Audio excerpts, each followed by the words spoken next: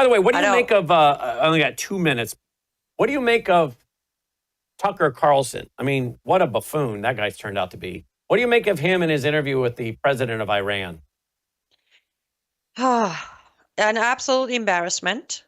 A very good choice for his audience to realize who he is. And I don't mean, by the way, I don't believe he's getting paid by Qatar or he is this and that. No, he just is not as smart as a lot of people thought he is. He's smart in certain areas of expertise, but he just proved to his own audience that, as Prince Pahlavi posted after watching that interview, said, "Thank you, Tucker, for giving an opportunity to an Islamic leader to push the propaganda of how peaceful Islamic regime is. Like for 46 years, we were all asleep and we're just having these nightmares." So I'll agree with what Prince Pahlavi said. There's a special thanks for Tucker for giving another propaganda machine to Iran's regime to lie, while Tucker nod and smile and agree. And then watch Pete Hegseth's face as President Trump yesterday said, we're sending more weapons to Ukraine. Are you planning to send more weapons to Ukraine? We're going to send some more weapons. We have to. They have to. Look at John Ratcliffe's face. They're getting hit. Both of them, in his body language. Oh, there is so much. I mean, can you imagine the books that are going to be written by some of these guys when it's all over? Wow. LiveUpToFreedom.com, LiveUpToFreedom.com, LiveUpToFreedom.substack.com. Thank you, Annie. And folks, where are you going to get a program like this? We're not cult followers. We just speak the truth and report the truth. We need your support now more than ever. Worldview.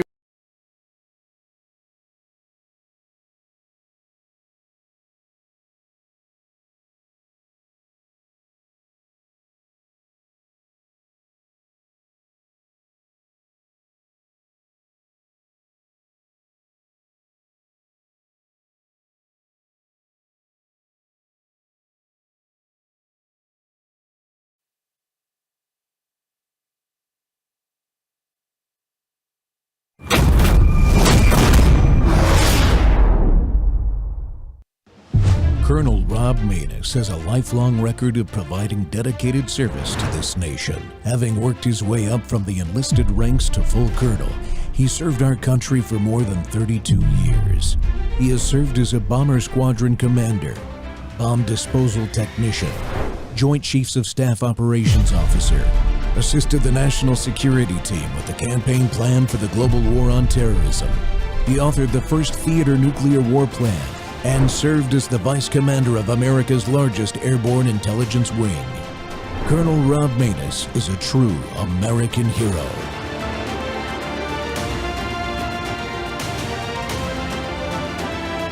This is Rob Maness Live. As we prepare to celebrate 2.5 centuries of freedom, I am inviting America's great religious communities to pray for our nation and for our people. From the beginning, this has always been a country sustained and strengthened by prayer. So important. If we bring religion back stronger, you're going to see everything get better and better and better.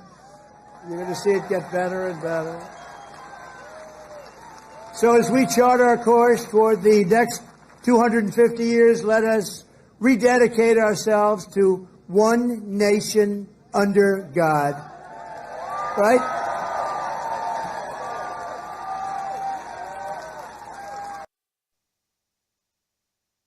Welcome back to Training Tuesday, folks. The Rob Maness Show is live on Worldview YouTube and our X Spaces simulcast. American faith and the pursuit of happiness. That's the foundation of Americanism. Some days are fantastic, but some are very tough, even in the greatest country in human history.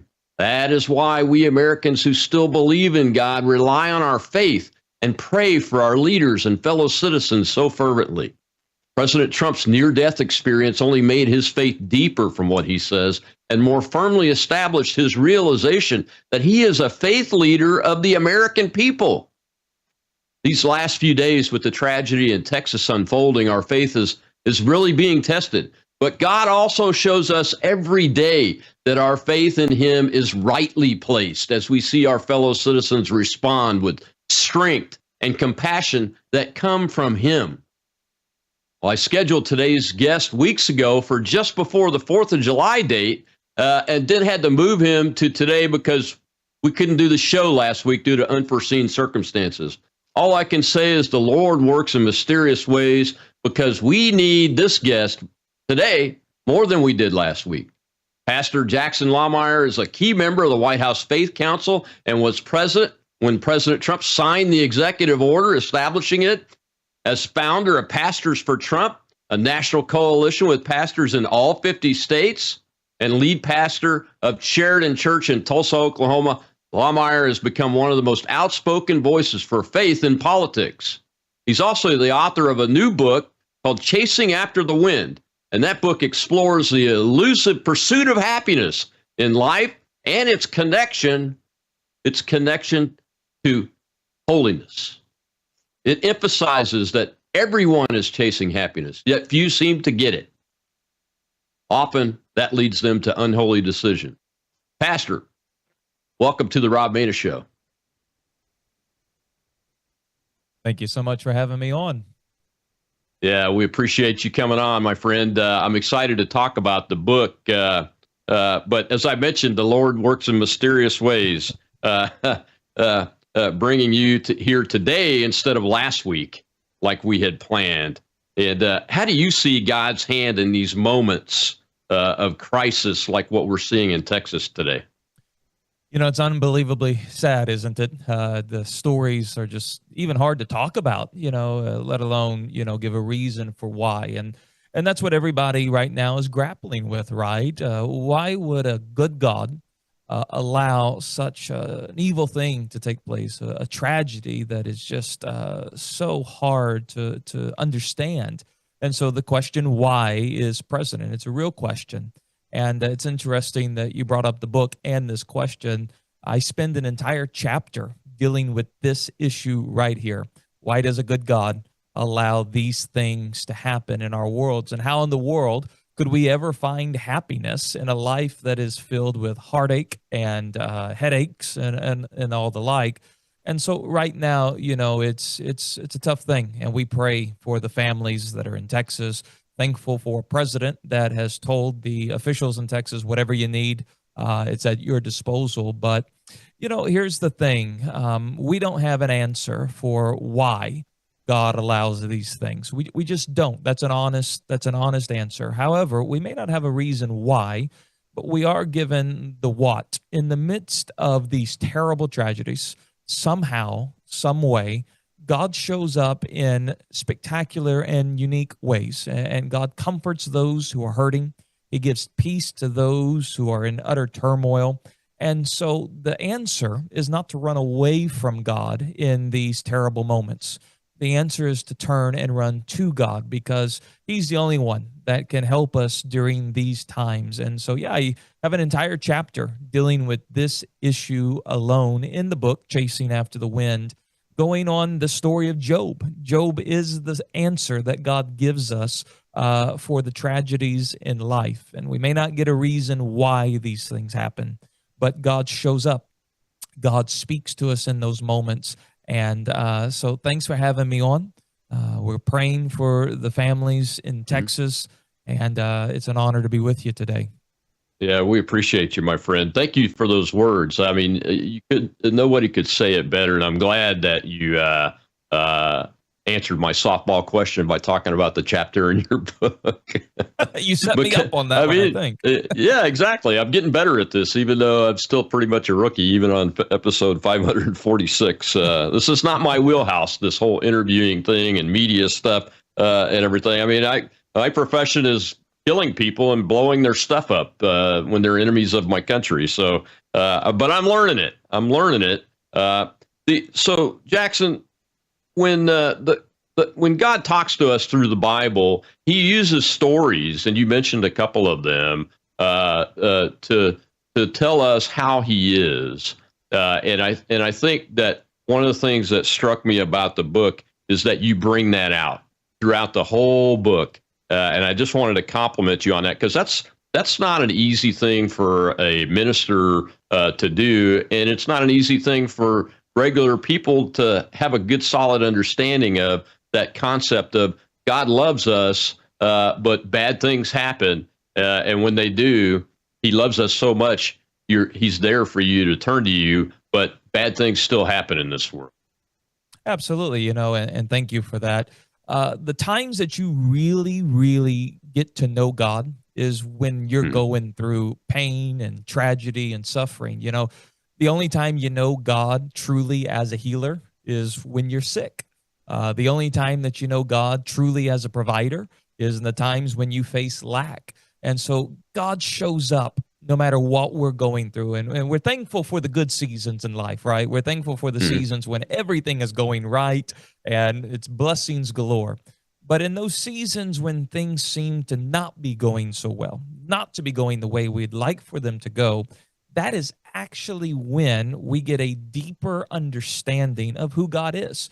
And so it's not to say we want these terrible things to happen in our lives. That's not it at all. It is, though, these things are inevitable. We live in a fallen world, and fallen people do fallen things to other fallen people. And in the midst of the chaos that we go through, God shows himself to us. And it's actually when we learn the most about him and how good he is and how present he is and how much he actually cares and loves us. And so that's why my answer is, in the midst of tragedy, don't run from God. Run to God, because he is running to you in the midst of that as well. And so, we serve a good God. Why he allows certain things to happen, I dare not speak to. I cannot answer that question. What I can tell you, though, is that if you will turn to him, you will experience his presence even in the midst of hardship. Even you could be going through something, as a pastor, I walk with families through utter tragedies. It's difficult. And yet I have seen so many of them experience a peace that really does pass all understanding. And they even have a joy that is unspeakable in the midst of sorrow. And you can have that as well. All of us have access to that. And it comes through the presence of God, because in God's presence, there's the fullness of joy. When you get close to God, you'll experience a true joy. And, in the book, I talk about how we're all chasing happiness, right? We all chase it through various pathways.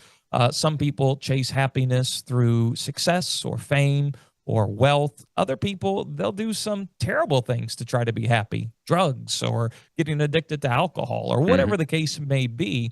We're all chasing happiness, but if we were to be honest, happiness is like trying to catch the wind. It's elusive. We never actually obtain it. We say, if I just had this, then I would be happy. And you get whatever that is, and you find out you're not truly happy. I'll give you an example. A lot of people say, if I just had kids, then I would be happy.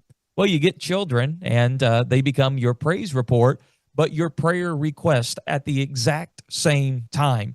And so we're always doing this. And why do we do what we do? It's because we want to be happy. Like, I'll give you an example of my life. Why do I eat Oreos? It's not because they're good for me. It's because they make me feel good. And, maybe you've got something in your life as well. It's not good for you, but you do it anyways. Why? Because it makes you feel good in the moment. And there is a solution to fill that void in all of our hearts. And nothing that the world promises us, money, wealth, fame, whatever it is, truly satisfies the human heart. That's why we always have to look for something else. However, when you get to know God, that God-sized hole in your heart, he's the only one who can fill it. And so this book is literally all about how do you actually catch the wind? Because most people chase it, but they never actually catch it. Yeah, absolutely, man. As you were talking about tragedy there, I mean, that story of Jesus Christ being born, living, growing up, and then dying in a tragic death the way he did, and God sacrificing his own son. That's the epitome of what you just talked about, that God, he allows tragic things to happen. But in the end, when we turn to him, as he wants us to do and gives us the opportunity to do, we find peace and solace and happiness. Real quick, before the break, your first chapter links happiness directly to holiness. A lot of folks might not understand what that means. How does that work? Well, a lot of people, they realize God wants me to be holy, right? In fact, God tells us, be holy as I am holy. And if you're like me, you're like, how? I'm trying. Yet for some reason, as Paul said, I do the thing I don't want to do. I do the thing I know I shouldn't do. Why is that? Because my heart has to be happy, and my heart will cause me to do things I never want to do in order to try to be happy. So you cannot live a holy life until you first live from a happy heart. And until your heart is filled with true joy, you'll never live the successful Christian life. That's why so many people get frustrated. I know what to do, but for some reason, I don't do it. It's because your heart is unhappy. And that is what Solomon expresses in the entire book of Ecclesiastes.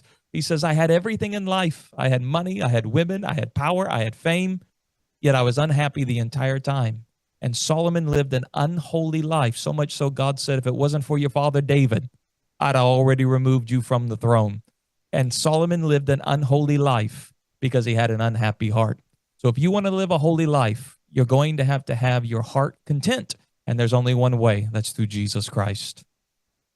Yeah, the ultimate place where a human being has the opportunity to not just find happiness, but receive it through God's work and God's will. All you have to do is open the door, as they say, to use a cliche, and answer that call that Jesus Christ and the God our Father are giving to us every single moment of every single day. Well, Jackson, we got to take a commercial break here. When we come back, we'll see a little clip from Texas this morning, Kerrville, Texas this morning, from Lawrence Jones.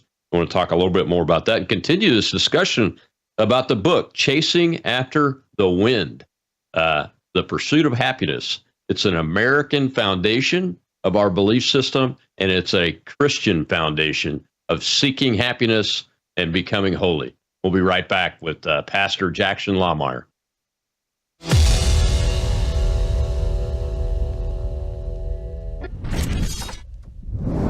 Hello, I'm Brandon House. I want to thank you for all your support at wvwfoundation.com that helps make possible pushing out 24/7 content for free.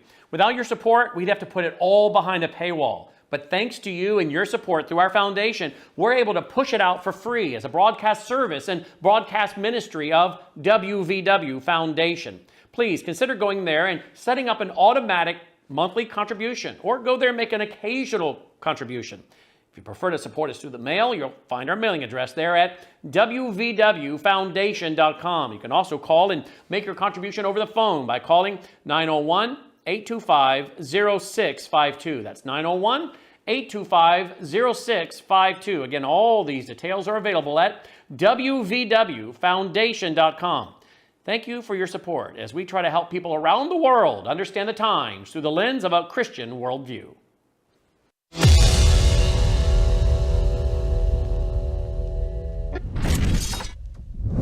I thought it was fitting today to wear this hat. I don't pretend to be a perfect Christian, but I know that these young people, they knew their Lord and Savior. They didn't do anything wrong.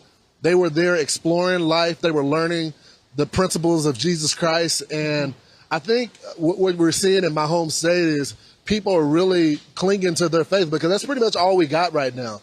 We've seen innocence and innocent life being just taken away from us. They weren't doing anything wrong. They could have been doing anything for their summer vacation, but they decided to learn different values, how to be great young men and women.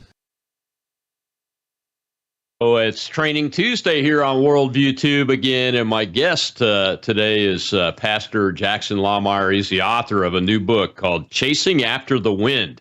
It's about the pursuit of happiness from a Christian perspective in order to become holy and work for the Lord the way we were designed to do, and to take advantage of the opportunity that God has given us through his Son, Jesus Christ. And Jackson, I had to show, I had another clip lined up, but when I came across that one of Lawrence Jones this morning, I had to put that in this show, because he nailed it. And the ball cap he's got on, folks, if you can't see the symbol, it's the cowboy with his horse kneeling at the cross.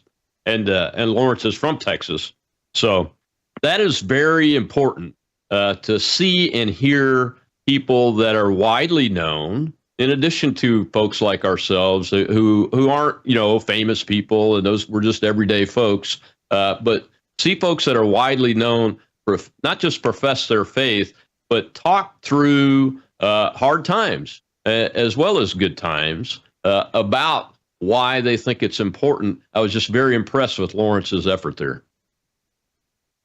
Well, he nailed it. It was real, it was raw, but also extremely relatable to what we're going through. And kudos to him. I hadn't seen that before. Thank you for playing that. That was absolutely beautiful. Yeah, that was at about 5:30 this morning, I think, that I just came across it as I was prepping for the show. So one of the things about this event that, to my dismay, I've seen is that some folks are out there saying, well, these people deserved it or that and all that. I just see that as evil. And you have a chapter about evil in the book. What do you dive into to help people understand what evil is and how to face it, really? Because you can't like eliminate it. You just have to be able to face it. Evil is a present reality in the world that we live in today. Like I said, you want to see evil or terrible and tragedy and all that, you just have to go to the news. It's always being reported on, right? It's there. It's present. So what do we do with it? What do we do with the reality that evil surrounds us and tragedy is all around us? What do we do with that? And there is one book in the Bible that specifically answers this question.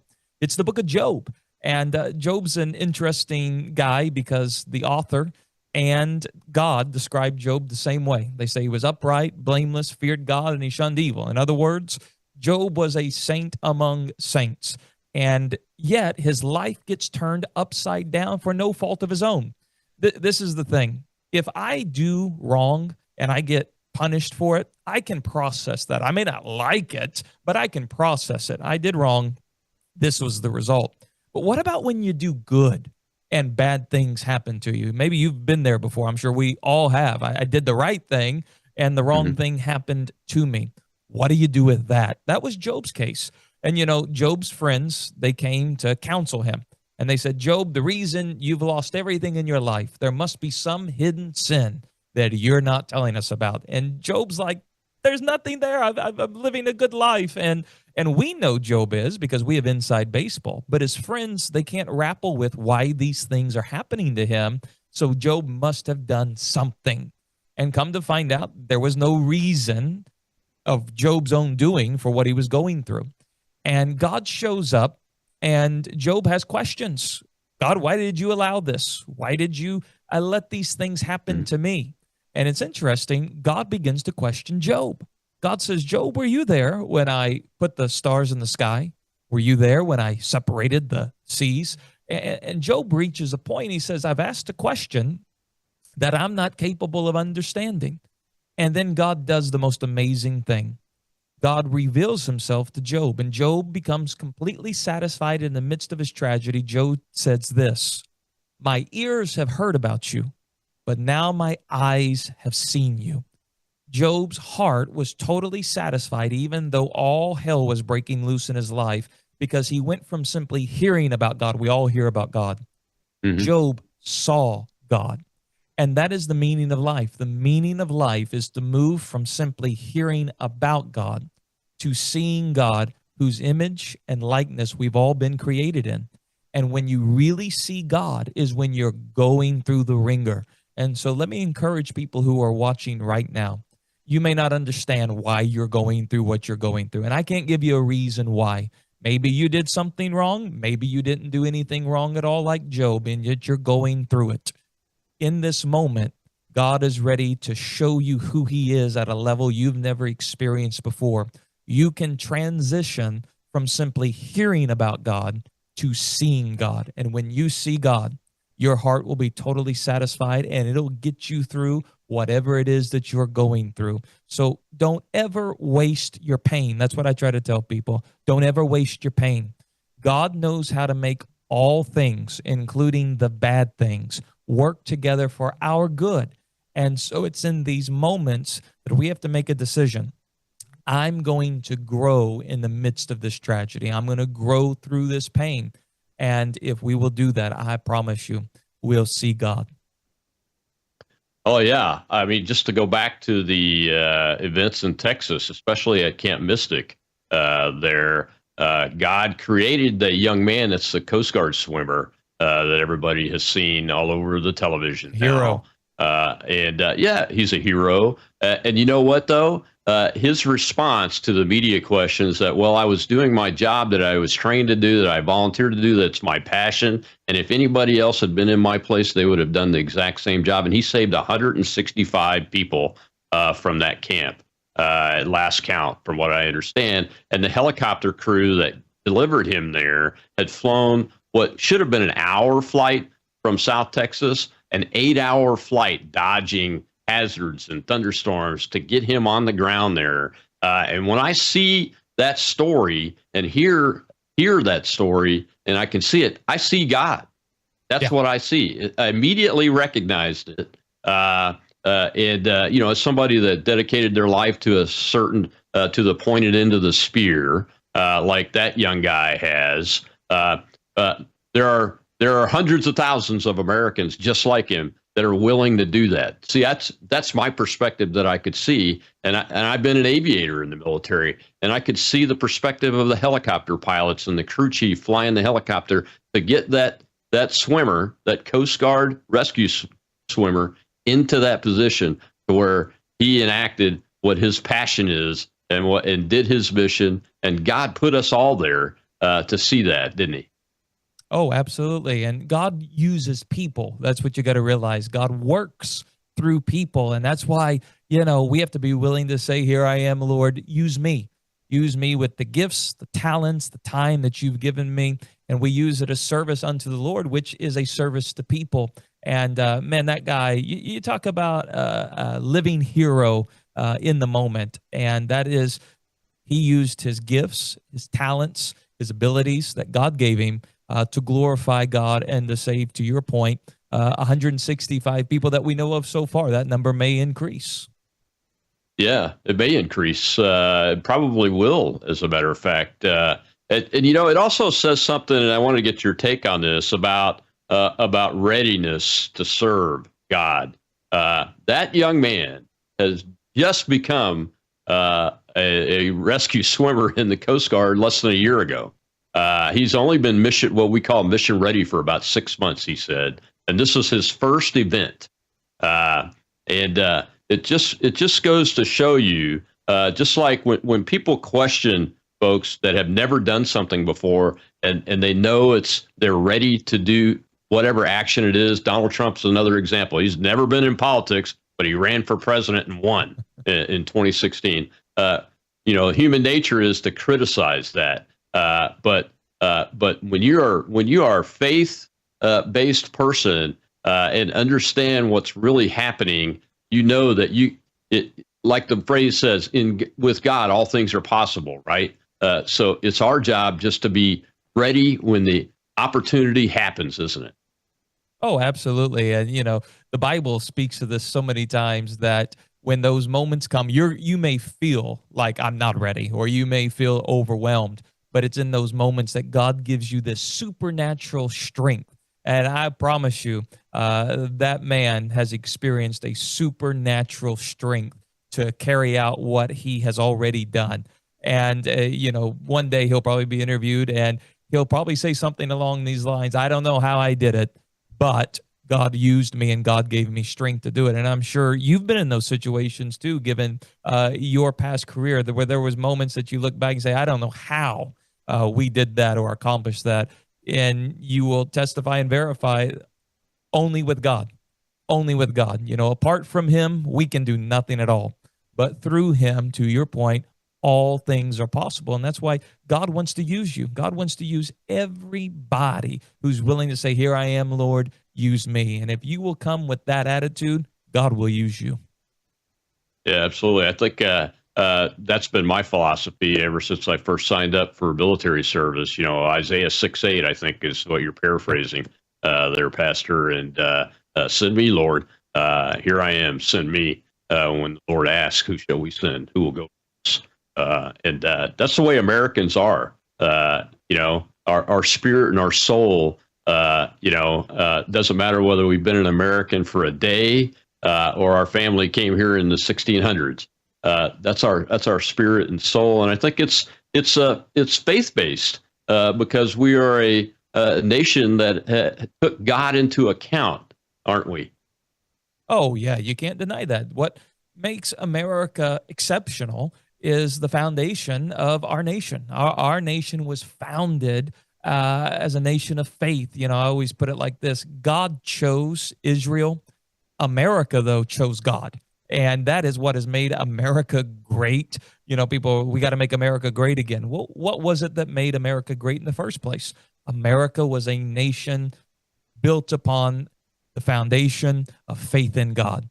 And it's in the American spirit, even if people don't realize it, to your point. You know, it's kind of ingrained in who we are. And we are a people of faith, a people that are willing to, on just the moment, hey, I'll go, use me.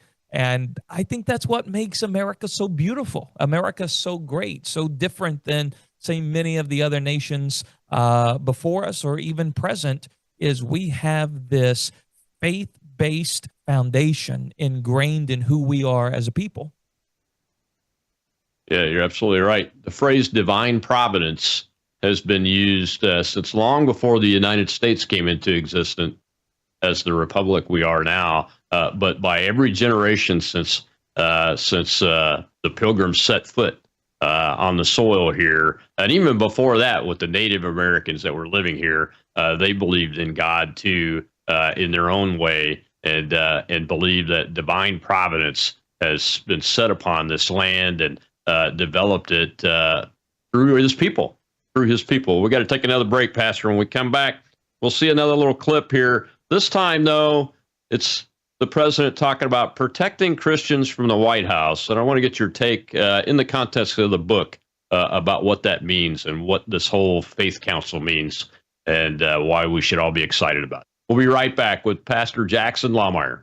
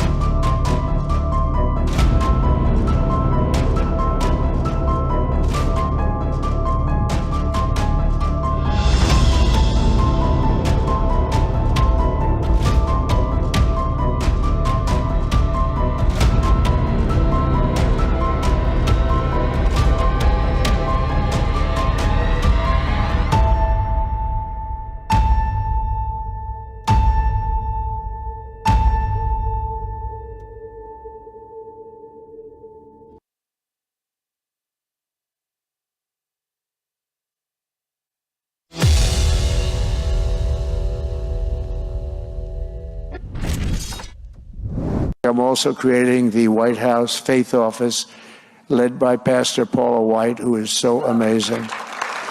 In the White House, we will protect Christians in our schools, in our military, in our government, in our workplaces, hospitals, and in our public squares.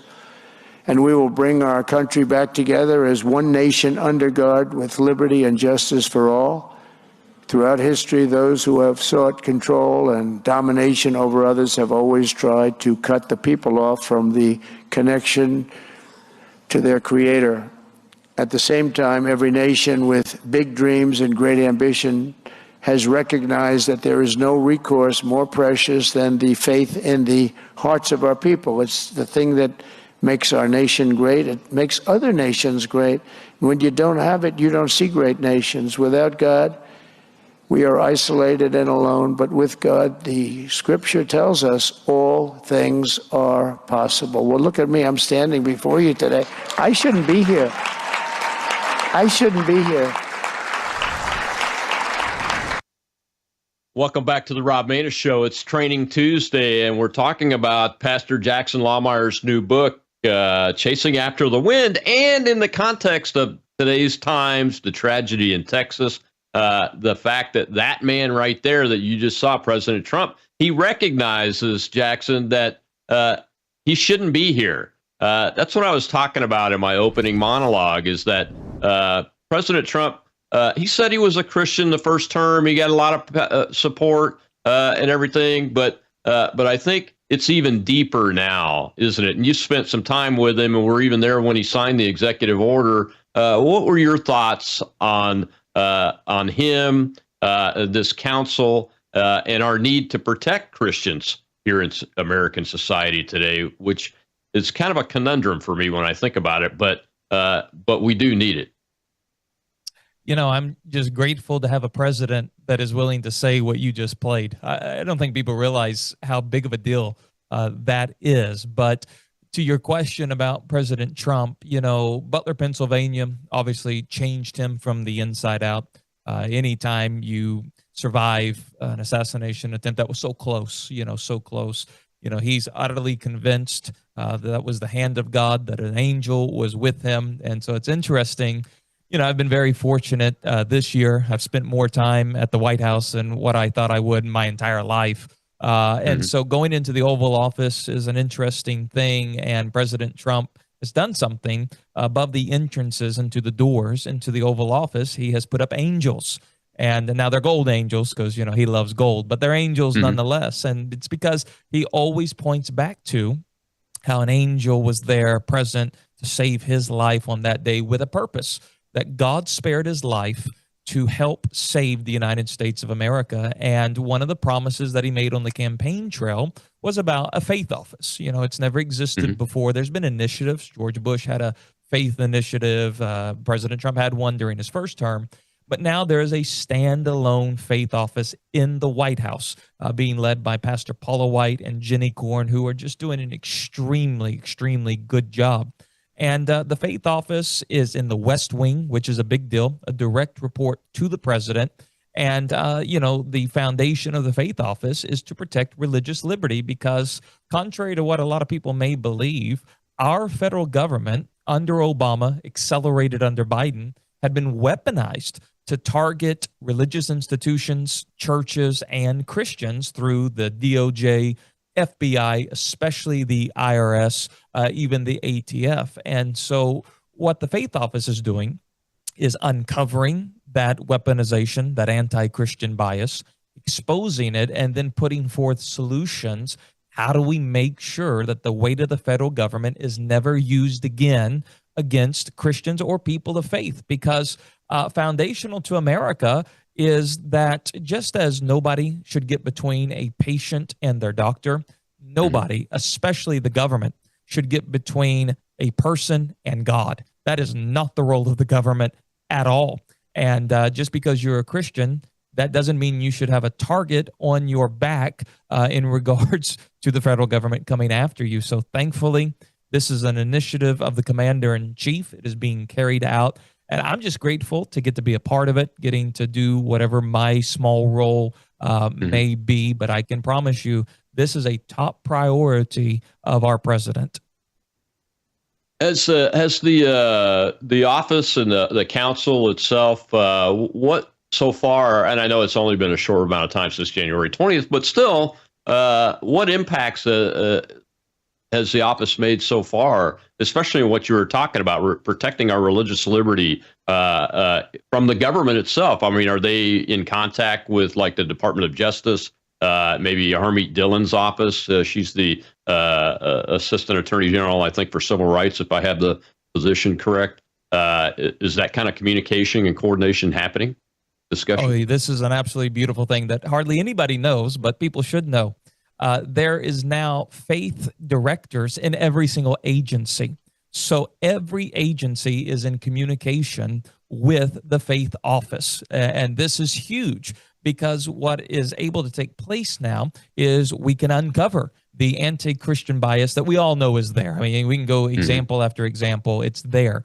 But now we can uncover it, expose it, and then rectify it and correct it. And that is because President Trump has made the White House faith office elevated, which is huge. I mean, this is a big deal because if you remove religious liberty from the United States of America, we're no longer the United States of America. We were birthed due to religious liberty. It was a massive, massive, I mean, Samuel Adams literally said he joined the American Revolution over religious liberty. It was one of the core things that our founders recognized you must have. You must have the freedom to worship God, and you shouldn't be targeted by your government if you're a Christian. I mean, isn't that ironic? A nation that was founded by Christians, a nation that was founded for religious liberty, has literally turned and targeted the very group that was, you know, the founding of the country. And so thankfully, though, we are correcting it. We're having great success. Do you think that it will last beyond the Trump administration? And if so, are there mechanisms being put in place to allow that to happen? Well, you would hope so, right? You would hope so because religious liberty, freedom is such a foundational aspect of who we are.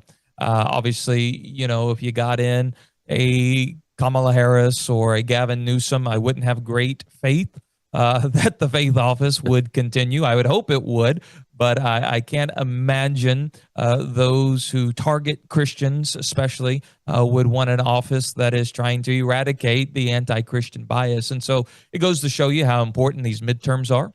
It goes to show you how important 2028 will be. And so you would hope that the faith office would continue outside of a Trump administration, but you can't guarantee it. That's why we have to continue to do the work that we can in the now. We have to play this as, you know, there are 4 years. We got 4 years to really make this happen. And if it continues, that's wonderful. If it doesn't, we've got to get the job done right here, right now. Yeah, exactly right, Pastor. So when you think about this and talk to your flock, you're a pastor of a church. Do you get any feedback from them as to the role of religion and politics together? I know as a young kid in the military, one of my first bosses said, "Well, there's two things you don't talk about: religion and politics while we're at work." And I think, you know, in the military that makes sense, exact sense, but it doesn't make sense overall when you think about our history and our founding, does it? Sure. I mean, you know, people always say, don't talk about religion and politics. And it's like the two most important things in your life, your faith, which is going to have a direct impact on who you are, and then your politics, which has a direct impact in your daily living. And so they're like, don't talk about those things. And unfortunately, a lot of pastors have bought into that, actually. You know, we don't want to talk about politics. And look what our country has developed into because pastors went silent. I mean, you know this, the founding of our country, pastors were preaching messages from behind the pulpits that fanned the flame of freedom for people. You know, it was the Black Robe Regiment, pastors who helped initiate the revolution that led to the United States of America. And unfortunately, pastors have kind of gone silent. But the good news is, I don't know if you saw the article, you know, I have never been shy about addressing political issues because I also see political issues, they're biblical issues. Like people will say gender is a hot topic political issue. Nah, gender is actually a biblical issue. It goes all the way back to Genesis 1. Or people will say life, you know, that's a political issue. Not really. Life is a Bible issue. And so I can't help it that our politics has become more theological. Politicians have entered into theological issues like marriage, life, gender, so forth. And so I've never been shy about addressing those issues and even endorsing candidates from behind the pulpit, which has led to, you know, my church, and this is not an exaggeration, thousands of times being reported to the IRS, because there's a link on the IRS website where you can go report a church for political engagement. So we've been reported over and over and over again. Well, last night, the New York Times released an article. You got to go read it.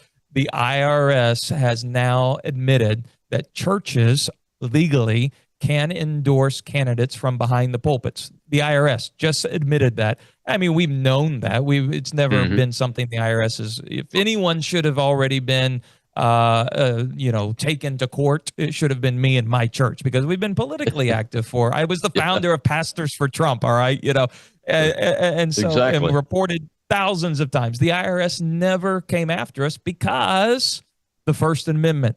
They were never going to win that in a court of law, especially as it would have made its way up to the Supreme Court. And so the New York Times released this article. And now, if there's any pastors watching, you no longer can use the excuse, I can't talk about politics because of the IRS. That's done. The IRS has literally admitted churches can endorse politicians from behind the pulpit. And so now I think we could see a generational change in our country, because that fear tactic is gone. I mean, it's gone. And so I'm happy about it. Now I don't have to, deal with the masses reporting my church to the IRS any longer, which I guess is a good thing. Well, I'm very happy about it. For all you political candidates or prospective political candidates, now you have the tools you need when you're talking to your pastors that say things like, hey, I want to support you, but I can't name you in my audience. You can come to my church. I'll let you speak, and I'm going to speak too, and it'll be obvious that I'm supporting you, but I can't actually say it. Now you have a real tool to say no. The IRS has said. The New York Times printed it. And all these people that have blind faith in things like the New York Times, which is undeserved, by the way, you can use that as a tool to say, no, shine a light on this. Yes. We have to go back to our heritage. I'm glad you brought up the Black Robe Regiment. I didn't realize this until I was studying it, that it's a pejorative term the British made up because the pastors were using their pulpits kind of like the internet of the day and the social media of the day and the newspapers and broadcast television and radio of that day. That's how the word got out amongst the colonies. Every single time when news needed to go out, it was the pastors, wasn't it? We got to take a break. It was. We'll be right back. And we'll hear from the president again, and he'll be talking about some of those founders like George Washington and faith. And remember these words, divine providence. My guest today is Pastor Jackson Lohmeyer, author and member of the White House Faith Council. And this is a fantastic show. We'll be right back.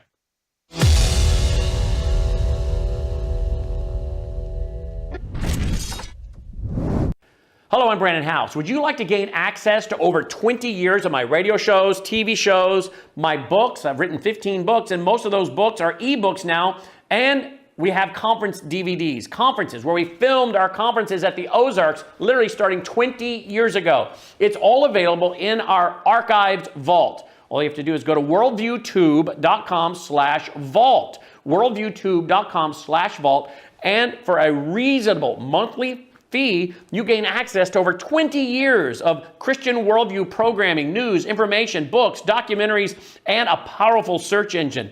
And folks, it's a great way not only to educate yourself, equip yourself, but it's a big way that you can help fund our continuation as a broadcast network. Please check it out. worldviewtube.com/vault, worldviewtube.com/vault, and help us continue pushing out a Christian worldview.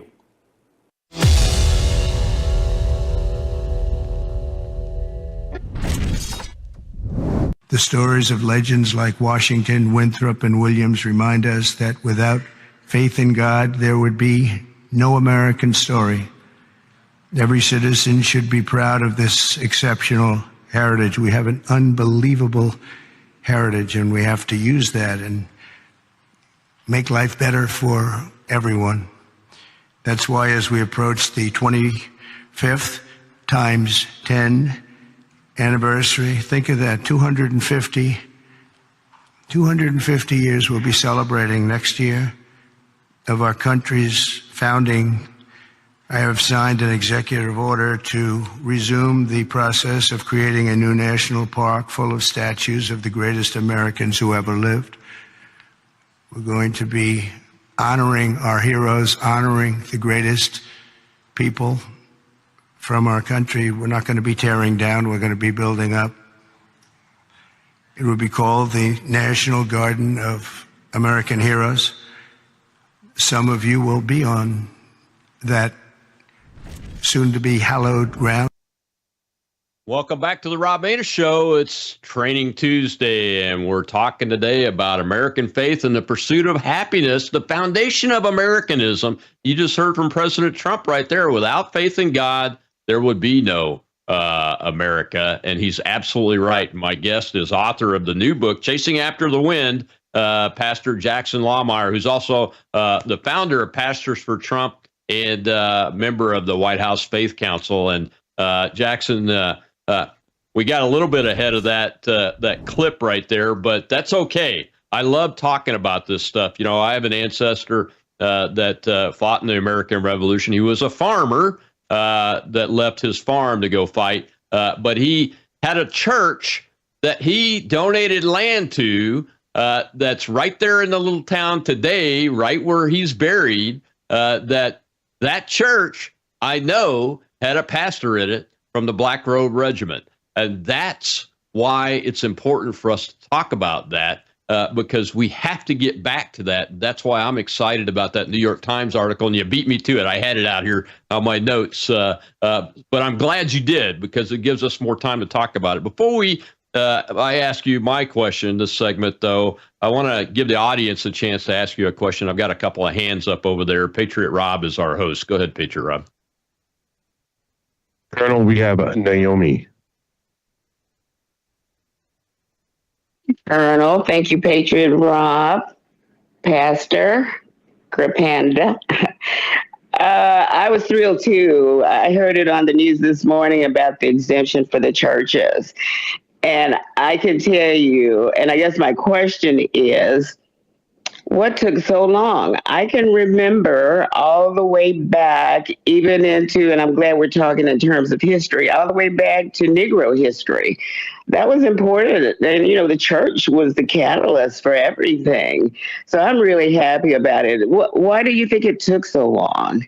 Thank you. I think it's a great question, a great point. And, you know, it's interesting. I don't know why it took so long for the IRS to admit that churches can be politically engaged. I can't answer why it took so long, but I'm thankful it's here. And, you know, a lot of us knew that it was a lot of bark, no real bite. And that's what a lot of government threatening tactics are. It's a lot of bark and there's no real bite to it.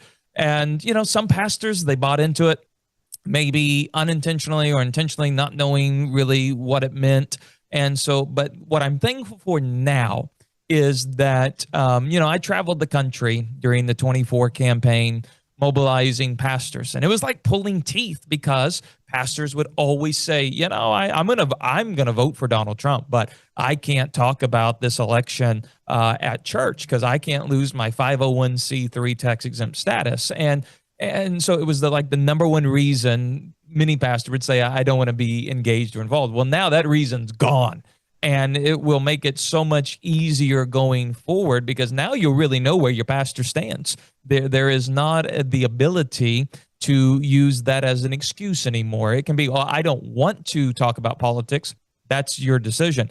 But you can no longer say, I cannot talk about politics. That's why I say we could be seeing a generational transformation in America, because now that fear tactic, it's gone, admitted to by the IRS itself. So it's not some pastor like me going around saying, hey, there's no bite to this. I'm doing this as a pastor. You can do it as well.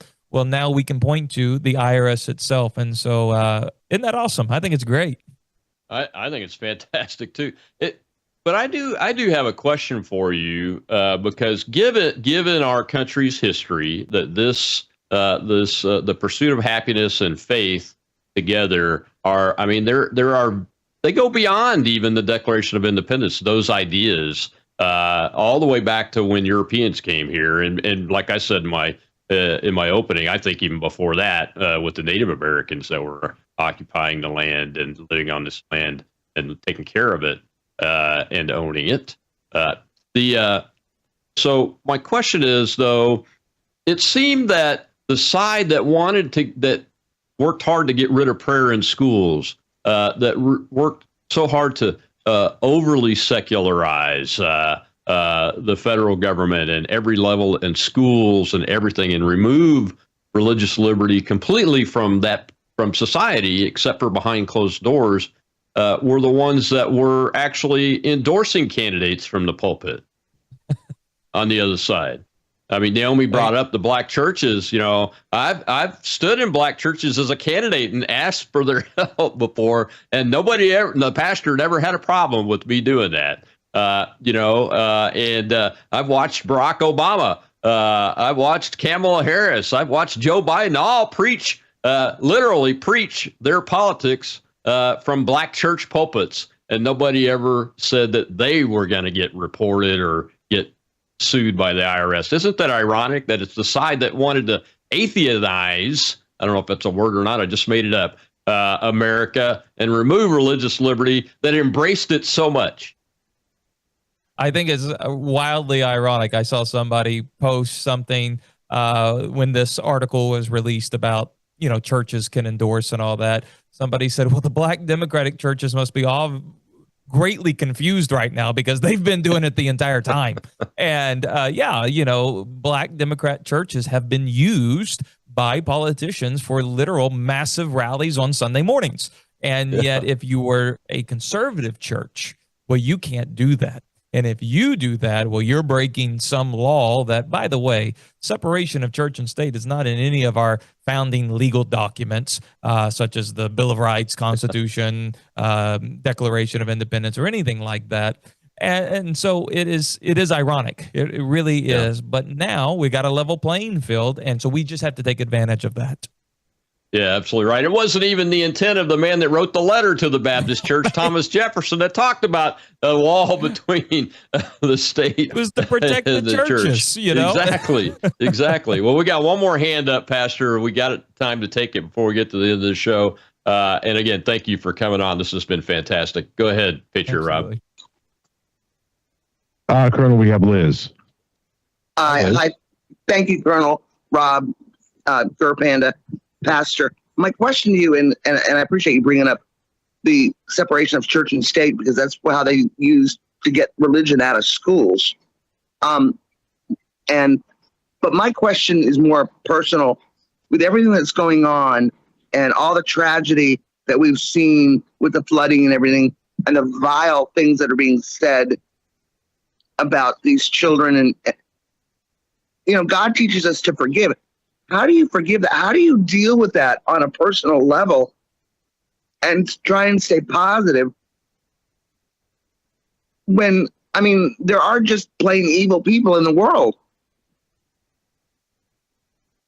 Great question. It's a great question, and it's a real question. And not to promote my book unabashedly, but there's an entire chapter I deal with how to actually forgive. Because, you hear us preachers shout from the pulpits, you must forgive, you must forgive, you must forgive. And, one time I preached a sermon about you got to forgive, you got to forgive. And a guy came up to me after church. He said, Pastor, that was the best sermon I've ever heard on forgiveness. It even made me realize someone I need to forgive. But, Pastor, you didn't tell me how to forgive. It's one thing to know you need to forgive. It's an entirely different thing to know how to do it. How do you forgive people, especially when they've really wronged you? And maybe they have not said sorry, and maybe they don't even think they did anything wrong. How do you actually forgive? I know I need to. How do I do it? I call it the 3 C's to forgiveness, how you actually do this. 1, you have to catch your thoughts. That's where the battle is. You think about that person, these feelings take place, and you got to catch those thoughts. You say, well, how do I catch my thoughts? It's the 2nd C. You got to change your words, because when you think about somebody, you want to talk negatively about that person. You want to say things that make you probably feel good in the moment. You got to be willing to change your words. You don't speak ill of that person. And then the most important part to forgiveness is the 3rd C. You have to commit your actions. When you have an opportunity to get revenge on that person, and to hurt that person who hurt you, you commit your actions to where you're not going to do that. Because if you throw the spear back at a person who threw a spear at you, you become just like that person. And so forgiveness, it's the 3 C's, and I break it down much more in depth than what I can do here. We catch our thoughts, we change our words, and we commit our actions. And that's how you truly forgive somebody, and it sets you free. Doesn't set them free, it sets you free. Yeah, I think that's the biggest part right there, is it sets the forgiver free. And that's what's amazing about that concept. All right, I got one more question.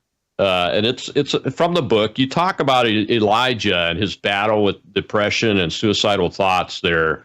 What are some of the things that you talk to your congregation about when you're talking with folks about that issue and helping folks? Because we have a mental health crisis in this country, whether we want to acknowledge it or not. There is one. It does exist. And I think that'd be worthwhile to close this out on.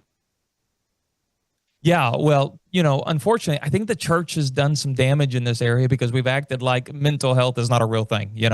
Just read your Bible more and you'll be fine. Well, that's not necessarily the case. I'm all for reading your Bible more, but Christians can face depression, anxiety. In fact, many of our great heroes in the Bible battled depression.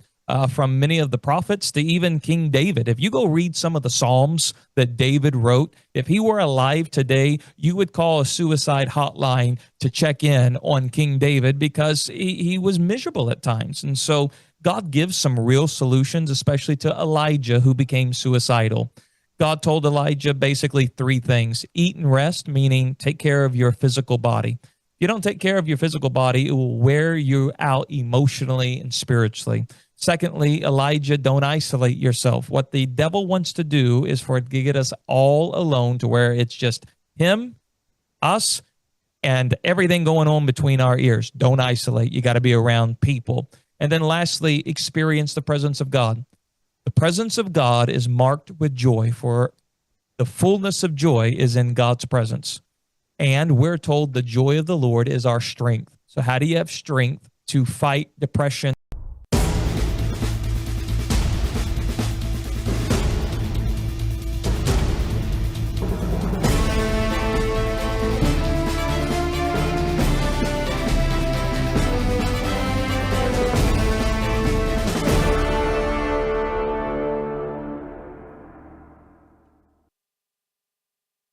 Good afternoon and happy Monday, everybody. Welcome back to another episode of Live Up to Freedom. I truly hope that you had a wonderful long weekend and had a great celebration of Independence Day, 4th of July, and you stayed safe and you still have all of your fingers. I was very much expecting to come back after a week of break from being on air. I was expecting to come back to a fairly busy day of news, but I definitely underestimated that. I did. Now, as those of you who follow my social media, Substack, Facebook, I didn't technically take off. am still continuously reporting on what's happening, especially with Iran. But last night, 2 nights ago, Saturday night, I am still tuned in and watching Iran's news channel, IRIB, which is the Islamic Republic of Iran's broadcasting, and I witnessed the monster show up on a stage. Khamenei, the supreme leader, is finally out of his bunker in one piece, unfortunately. Well, technically 2 piece, because his right hand has been fake for many years now. And he came on one of the Muharram events or locations. For those of you who may not know what it is, in month of Muharram, Ashura and Tasua, you've seen it in London many times, here Michigan, LA, where Shia Muslims get on the street wearing all black, grieving the death of Hussein centuries ago, and they pretty much cry and beat themselves up and all that. Anyways, that's where he showed up, and of course, he claims victory, and those in the venue get up chanting all for him. And he declares that, he's back. He took the power, and he had, for the sake of the country and the people, he temporarily had to assign power to IRGC Supreme Council, the whole thing, and hints at the fact that the ceasefire was declared while he was not in power, and now he's back in power, so there's no ceasefire. Let's start from there. Technically, by definition, there's no ceasefire. And technically, he's right. The ceasefire was not between Khamenei as supreme leader and Israel. It was between IRGC Supreme Council and Israel. Now they're not in power anymore, so whatever decision they made, Khamenei could have renewed and say, yes, I agree to it, but he decided to say no. With that being said, I'm personally standing by ready for the next bomb to drop. Yay.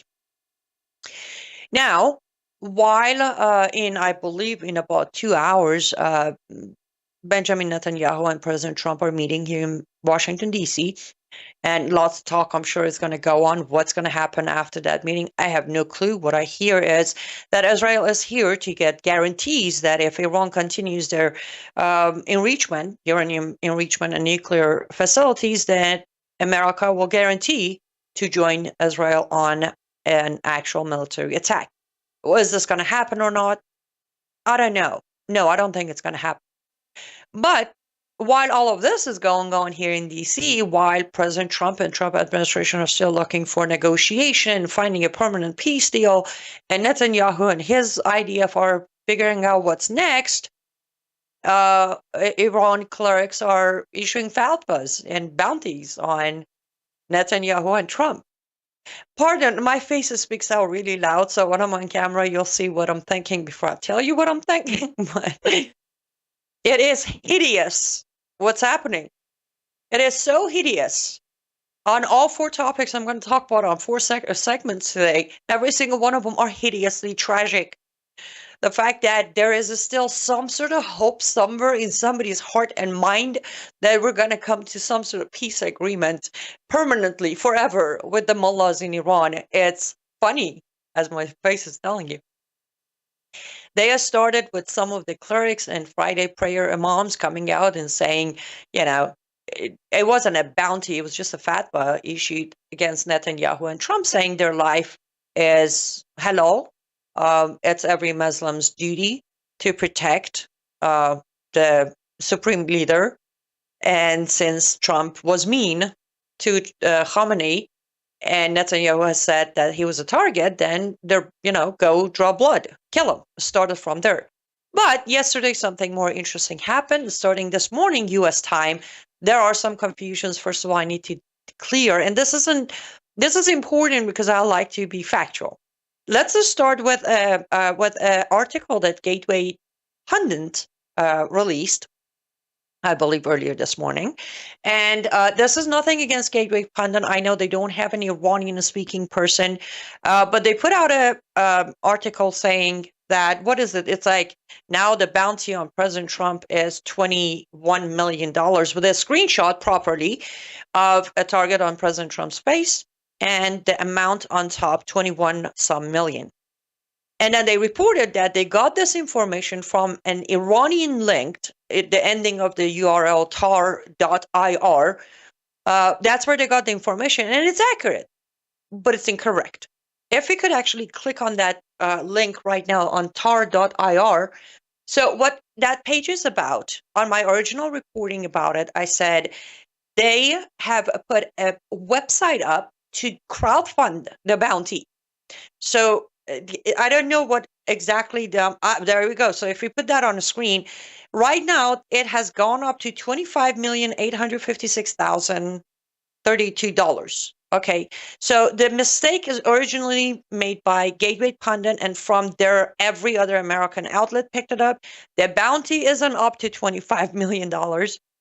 It's how much they have raised. The bounty put on President Trump's head is close to $2 million, 100 billion 2 months of Iran money, translated to close to 2 million. Tomorrow it could be 2.1, day after it could be 1.9, but with the exchange of dollar to 2 month, it's close to 2 million.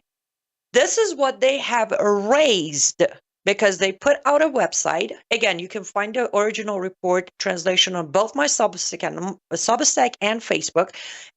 They did announce that there's a crowdfunding, and this is how much it has been saved. until it's been raised until now.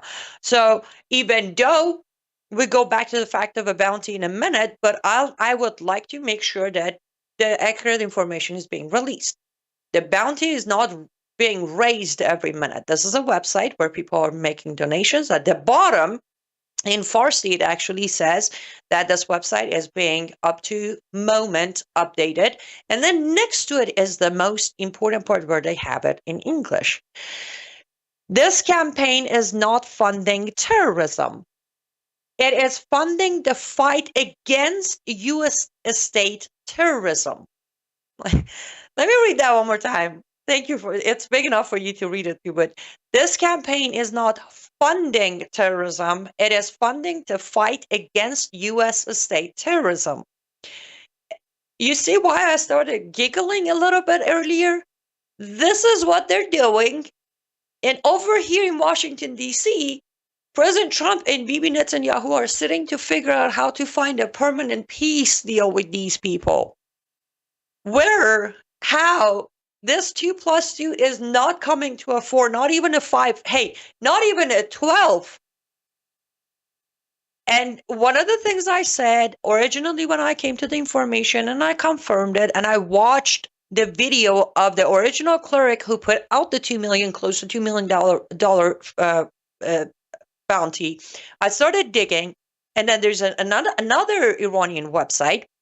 You won't understand the English Farsi part, but at the bottom they have a screenshot of the donations. If we could put this one up, there we go, right there. That's with the green writing is where the donations are. So you can see that people are donating. The amounts are in English, actually, in Tuman currency, but you have anywhere from 100,000 Tuman to 10,000 Tuman to 2,000 Tuman. Small pieces are being donated.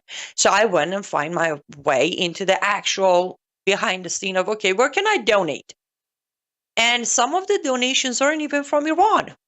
Some are coming from Azerbaijan. There was a donation from Dubai. So this website is accepting donations from everywhere. Anyone in this planet Earth who hates President Trump and wants him dead is allowed to make a donation. Now, what I suggested on a private phone call with a dear friend of mine, Michael Lauber, I said, I would like to see FBI immediately jump on this and start digging into donors. And I want to know how many Americans or Iranian Americans, or more specifically, liberal socialist Democrats are donating to this campaign. But then, unfortunately, I received some bad news, which we will get to that on the next segment, that I figured I shouldn't hold my breath about FBI doing this. Bottom line is, ladies and gentlemen, for so many years, as an Iranian American, I have sat in front of so many different microphones, so many different cameras, so many different keyboards, and I have repeatedly said that trying to make a deal with these mullahs in any shape or form, it's absolutely suicidal. Well, there you have it. Now, I want to make one more thing clear, because some of the comments on my social media said, well, you originally in 2021 said there is a bounty on President Trump, and guess what? Nothing happened.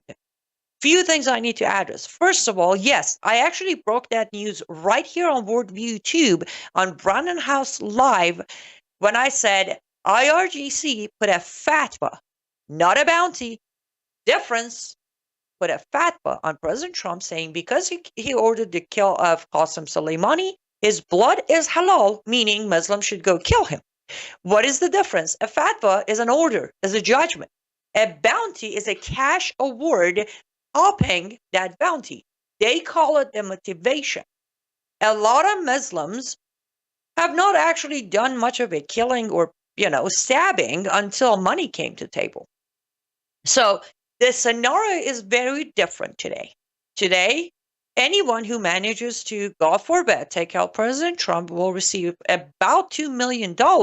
Now, depending on from which country they are, that money might be a lot more worth to them than a $2 million in America. Now, the second part of it is there were attempts on President Trump and the rest of the list Remember when they were trying, they have a conviction of the IRGC member plotting the assassination of Mike Pompeo. So for anyone to take this lightly and say, well, it hasn't happened, that's not the point. Number one point is, why are we still trying to make a deal with a government that has put out a $2 million bounty on the head of our sitting president and have raised over $25 million as we speak right now? Why is that website up and running? Since when, publicly, openly, not in dark web, it is okay to raise money for an assassination of anybody, nonetheless, the sitting president of the United States of America? Answer that. And yes, at the end of the day, we should all be very concerned. And I really, truly hope that President Trump and his administration are taking these threats very seriously, because it happens once. And it's not like it has never happened in our history. And none of the assassination of presidents in America ever had $2 million behind it. We got to go to our first ad break. Let's go take a quick sponsor break. When we come back, I will conclude on this and then throw I guess why I gave up on FBI even investigating. Don't go anywhere. We'll be right back.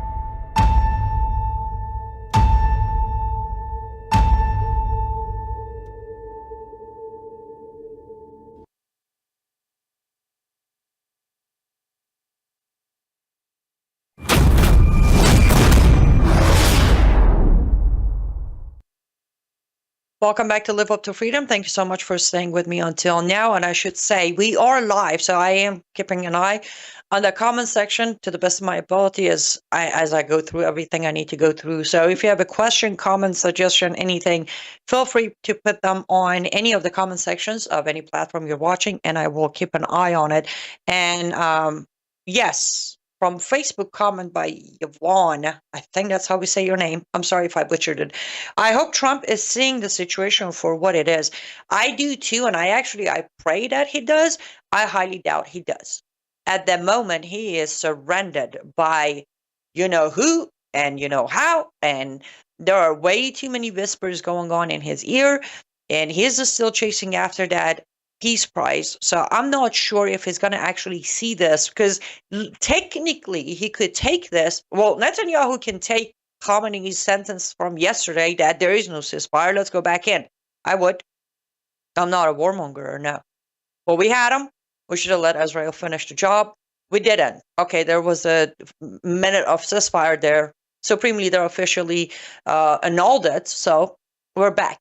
As far as President Trump is concerned, what has been officially announced, trackable, traceable, right there publicly in front of his face, he can use this to decapitate this regime. This is an official hit with $2 million backed reward on his head. That right there. Question is, are they going to take action? The answer is most likely absolutely not. And that is related to the second problem that I'm going to talk about before we get to the third and the fourth. I almost feel like I wish I had 3 hours on air today. Okay. Why did I tell you that I gave up on FBI bothering to look into this website and the donors and all that? By now, everybody heard. Everybody heard. Now, I'm going to do one of my, I said this before, nobody heard, or I said this before, and the backlash basically chewed my face off. 2 months ago, I came out and I said, well, originally when Pam Bondi was confirmed and I was asked, I said, Not a fan of her. Not because she's evil or whatever. She just doesn't have what it takes. Everyone's like, you don't know what you're talking about. And she's from Florida and she's done this and she's done that. And I said, well, my personal opinion, my personal look at her resume, when originally back in, I want to say 2018 or 16, when the Tate brothers case started in Florida. Well, she didn't do anything about it. Remember? That is enough for me with my own struggle and my own constant chasing after the Tate brothers cases and, Islamic movement. If she didn't do anything back then, she's not going to do anything about it now. I was really a huge fan of Cash Patel. That failed. Dan Bongino, I was against. And all of these comments have earned me enough backlash, so I'm fine with backlashes today too. But well, here we go. Congratulations, ladies and gentlemen, fellow Americans. Epstein killed himself, and he didn't even have a client list. He didn't. But what are you all talking about? It's not like Republicans let me rephrase that. It's not like conservatives used 6 years of Epstein didn't kill himself, released the client list to further their own movement, from campaigns to podcasts to owning Rumble. That was the slogan. Epstein name, and the fact that he didn't kill himself, and the fact that this client list shall not be hidden from public Americans. We have gone from 6 years of building dollar on top of dollar, title on top of title, winning campaigns over winning campaigns, to, well, guess what? He didn't kill himself. And there was no client list. What you talking about? He was just the individual sick-minded person, and now he's dead. Let's all move on. Nothing to see here. Yeah. Just in case for any reason it was a busy Monday and you haven't heard the news, that was concluded officially today by FBI and DOJ. It's done. Epstein case closed. No list, no clients, nothing. Nothing to see here. Like, officially, the joke of nothing to see here has become reality today. Now, there was a time, don't quote me on it because last couple of weeks have been really blurry. Month and a half ago, Dan Bongino and Cash Patel came on camera on Fox News, dropped the bombshell, originally softening the tone into, well, we now have the evidence that Epstein did not kill himself. Did kill himself, sorry. He wasn't murdered. Dan Bongino claimed that there's a new video that has been released that proves that Epstein did kill himself. I have not seen the video yet, but if you have, good for you. And right there and then is when I said, wait, as there will be no client list, there will be no further investigation, and there will be nothing to see here. And again, the backlash was, you're an ever-Trumper and you hate Dan Bongino and the usual. Well, this is my moment. I told you so. I didn't tell you so because I somehow have some hidden camera inside FBI. No, I told you so because, again, I tend to turn off my emotions. I tend to have no interest to be part of any cult whatsoever. Been there, done that, not interested ever again. And I tend to look at the scenario as a timeline. Remember, I'm a producer. I've been doing video editing for over 13 years. Everything is a scenery added together to create the final movie.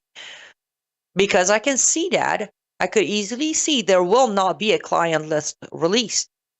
Now, I don't know how many people are believing this. I'm not gonna believe it. I'm not gonna buy it. But what I will say is, again, for anybody who thought somehow who's in the White House is gonna make a difference when it comes to the swamp and the corruption and the disgusting cover-up for pedophilia and sickness in America, well, there you have it. There you have it. By today, if there was even a shred of evidence for anyone to be held accountable, it has been removed, shredded, ashes, I don't know. It's gone.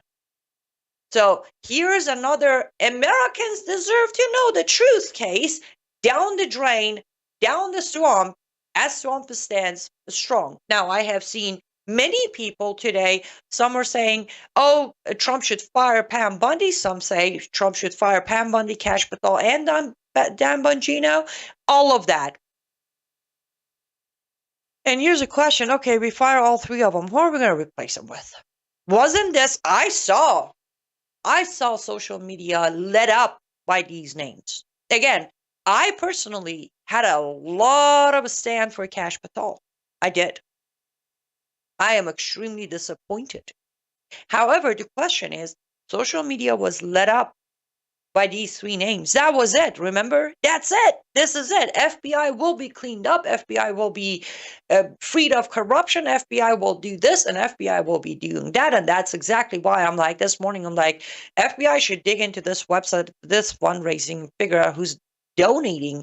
And anybody who is donating to this website from any country should immediately be put on a list.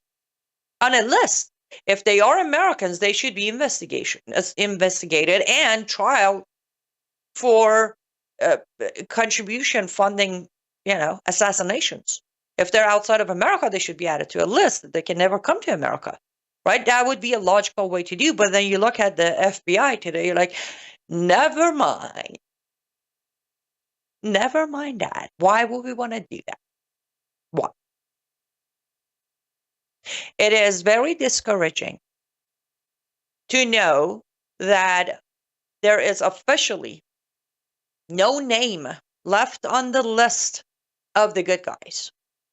It is disappointing and discouraging to know that apparently, no matter what, the moment the key to one of the official government offices is handed over to someone, they will gladly flush down all of their values and all the slogans they used for so many years. I mean, again, I have never officially, publicly, I've never been a fan of Dan Bongino. I've never followed him. I don't watch his full shows. I just don't.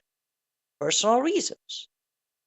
However, I am very well aware of how he built his platform and how much of Epstein case was of his go-to.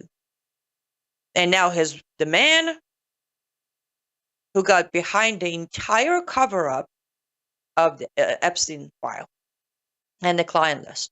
And again, Uniparty, apparently it's way wider and stronger than any of us ever thought. Now, I'm going to quickly talk about this just because I was asked. And again, for those of you who are strictly just watching me on videos and don't follow social media, I have requested, if you have questions about the events of our days, Middle East here, whatever is happening, you can always send them to me ahead of time before my show. I'll grab them and I'll answer them. They can be sent to my email, liveuptofreedom@gmail.com. Liveuptofreedom@gmail.com is where you can send them. One of the questions I was asked via email by one of my great supporters on Facebook was, what are my thoughts on this Elon Musk's new party, the America Party or America First Party or whatever he's calling it? I don't know what the name is going to be. Just wait. I have a feeling it's going to be X Party soon. But what are my thoughts? I have never trusted Elon Musk whatsoever. Never. If you go back on the archive of my shows, again, another program right here on Worldview YouTube that was also streaming on my personal YouTube and Facebook. You'll find that day after Elon Musk purchased back then Twitter, now X, I actually went on my regular show live for 30 minutes or so, and I said, for everybody who's celebrating, sit tight, this isn't over. Elon Musk isn't going to give you free reach or free speech or any of that. Just sit tight. Well, again, there are still many people who will tell you that they're heavily shadow banned. I gave up on X many years ago. I tweet, I don't know, once a year, I think, something like Merry Christmas or Happy New Year. That's all I got. But there are people actively who will tell you that their X account is shadow banned, or they kicked out, or they never got their account back. But here's what I can tell you. IRGC is still actively on X. They are there. In both Farsi and English. Hey, here's another thing I'll tell you. Khamenei has an official English, Arabic, and Farsi accounts checkmarked on X while putting $2 million bounty on Trump's head. That's where X is at. So, with that being said, I don't trust Elon Musk. I do not believe, never did, still don't think that he has any care for America or Americans. What he cares for is money. Is he the richest man on the planet right now? Yes. Is that enough for him? Absolutely not. He got a bit of a taste of real power and he liked it. Now, I know some people say this fallout was all theater. I don't know. I don't think it was, but even if it was, the point is he liked being the richest man. Now he likes to be the most powerful man involved with politics. I don't like that he did what he did because I think it was a very smart move. He might be able to grab a lot of independents who are tired of left and right, like myself, but don't do thinking for themselves. They still need a third party to do the thinking for them. With that being said, I will agree with President Trump's statement that this will only create chaos. It will, and it is what it is. We are where we are. We all feel the way we feel, and nobody can stop Elon Musk from creating his party. He's got the money, he's got the power, he's got the connections, and this is America. What we can do is pray for people to understand who they're dealing with, what they're dealing with, and not fall for another slogan or a fancy name on a party or a movement. Okay, this is it for our second segment. We're going to take a quick ad break. When we come back, we're going to talk about the next bad news. Don't go anywhere. We'll be right back.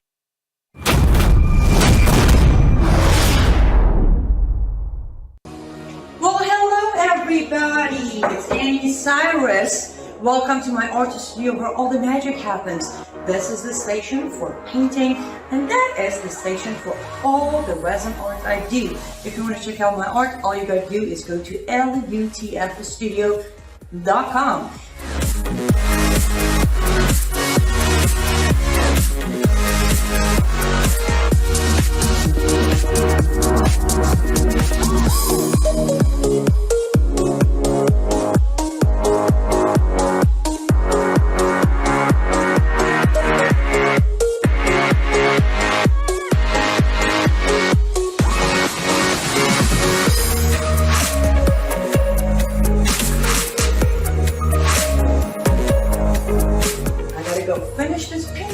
But I'm sure, for at least I hope, I'll see you at lutfstudio.com.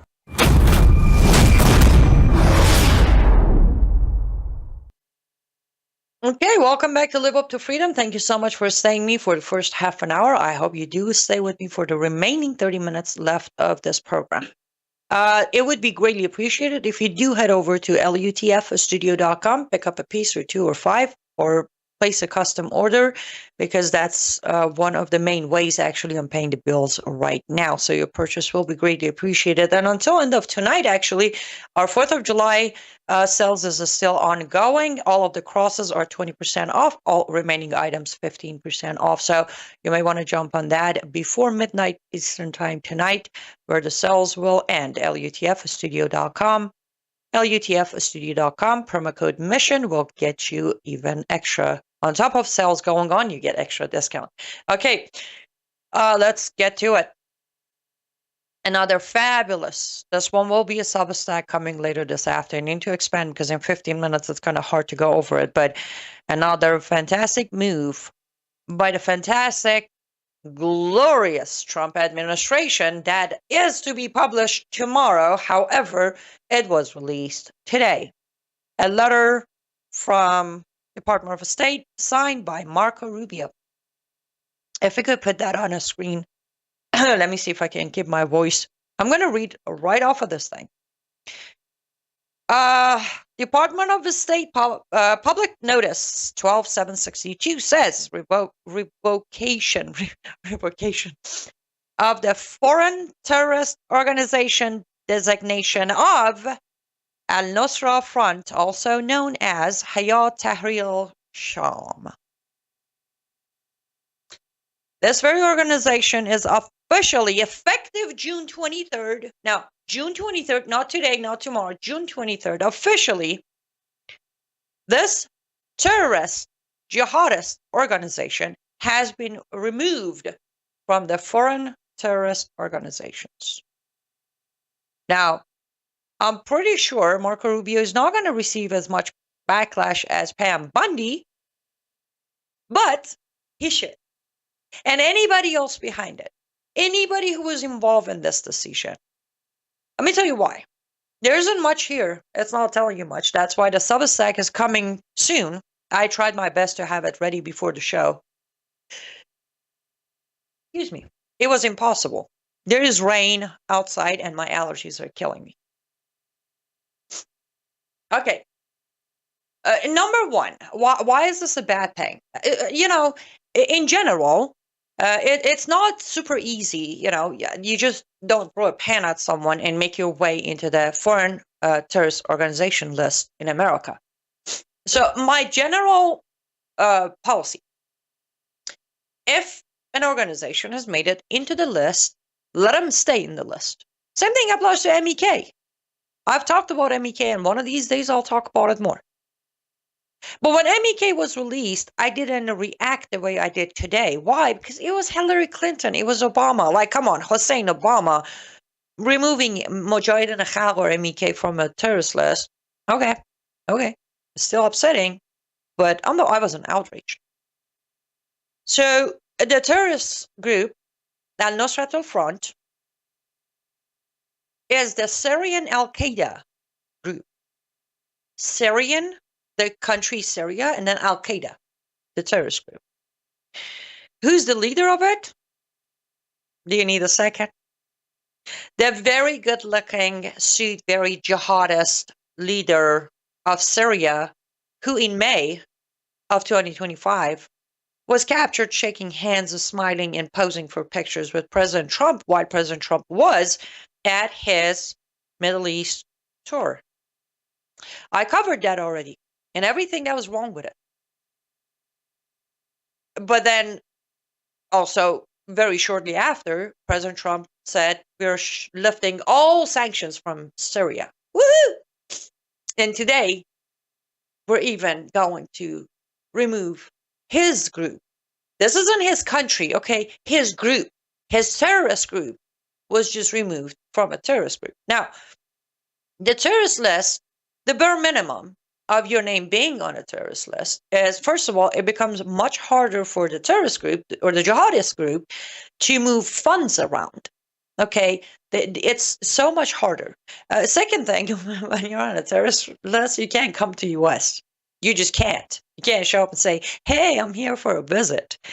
When you're not on that list, both of that becomes very easy. Any member of THS can get on a plane and come to America now for a visit, probably. I think I told you at the beginning, I'm going to do a lot of giggling and laughing today, because if I don't, then a banshee will come out of me, and I don't want to do that.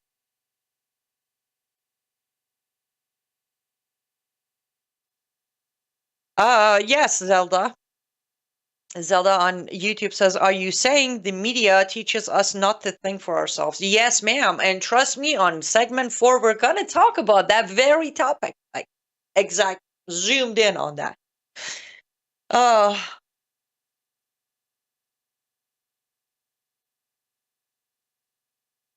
Back to it, sorry. Trying to keep up with comments while we do this.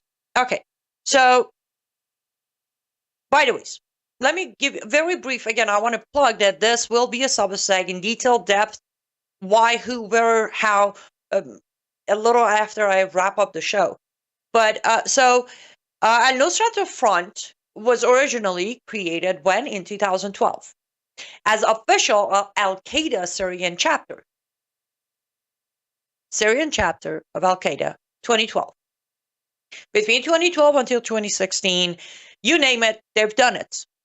And again, breakdown of some of their actions will be included on that Substack. From blowing up buildings to beheading Christians, videotaping and releasing it, burning Christians alive, kafirs and infidels alike, beheading, guns, bombs, you name it, they've done it. In 2016, they kind of sort of created this rebranding. It's like, okay, our name is getting really bad. And we're already on, a couple of terrorist lists, including US, and we're also, not getting good PR, we're not getting money, we're not getting funding. So let's rebrand ourselves. But what was the rebrand? They just changed their name.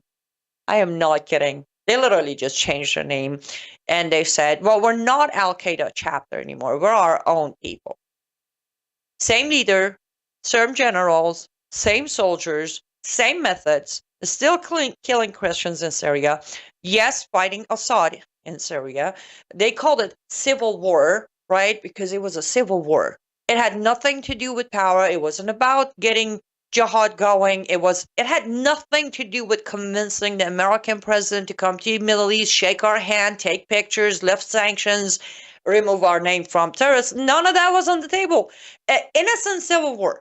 They were just trying to free Syrians, especially Christian Syrians, from Assad. If you haven't picked up, this is all sarcasm. It's all sarcasm.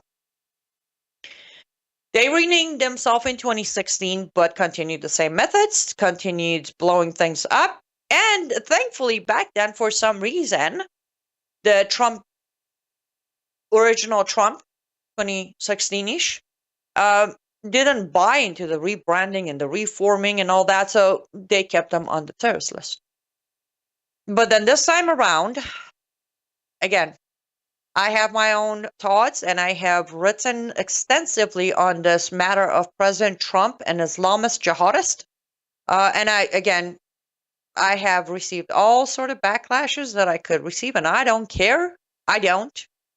You're more than welcome to attack me on this one too.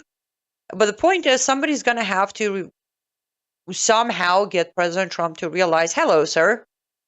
You have the man you proudly put a truth, as you call your social media posting truth. You put a truth out on your Truth Social claiming proudly that you saved Khamenei's life. Well, guess what? He just put a $2 million bounty on your head. Oops. Sir, you traveled to Middle East, didn't visit Israel, but made sure to stand next to a jihadist, proven jihadist, owning and leading a group since 2012 that immediately got into terrorist lists in America.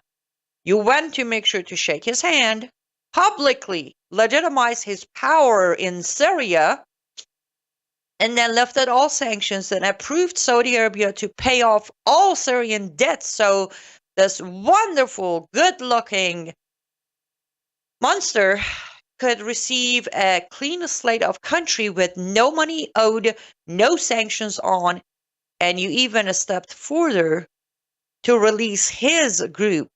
This group is still exist, okay? They still exist. THS to this day exist. Manifesto exist. Bombings exist. Since this man took power in Syria, more Christians have been arrested and beheaded. But somehow you decided his group needed extra leniency and needs to be removed from the foreign terrorist list of United States of America. Sir, you might think you're building some friends and allies in Middle East with a bunch of jihadists. Unfortunately, what you don't realize is not only you're jeopardizing your own safety. Did I mention the $2 million bounty on your head? I did. Okay, good. Just want to double check. There's so much going on to cover. I don't want to miss that one. You are also risking American lives.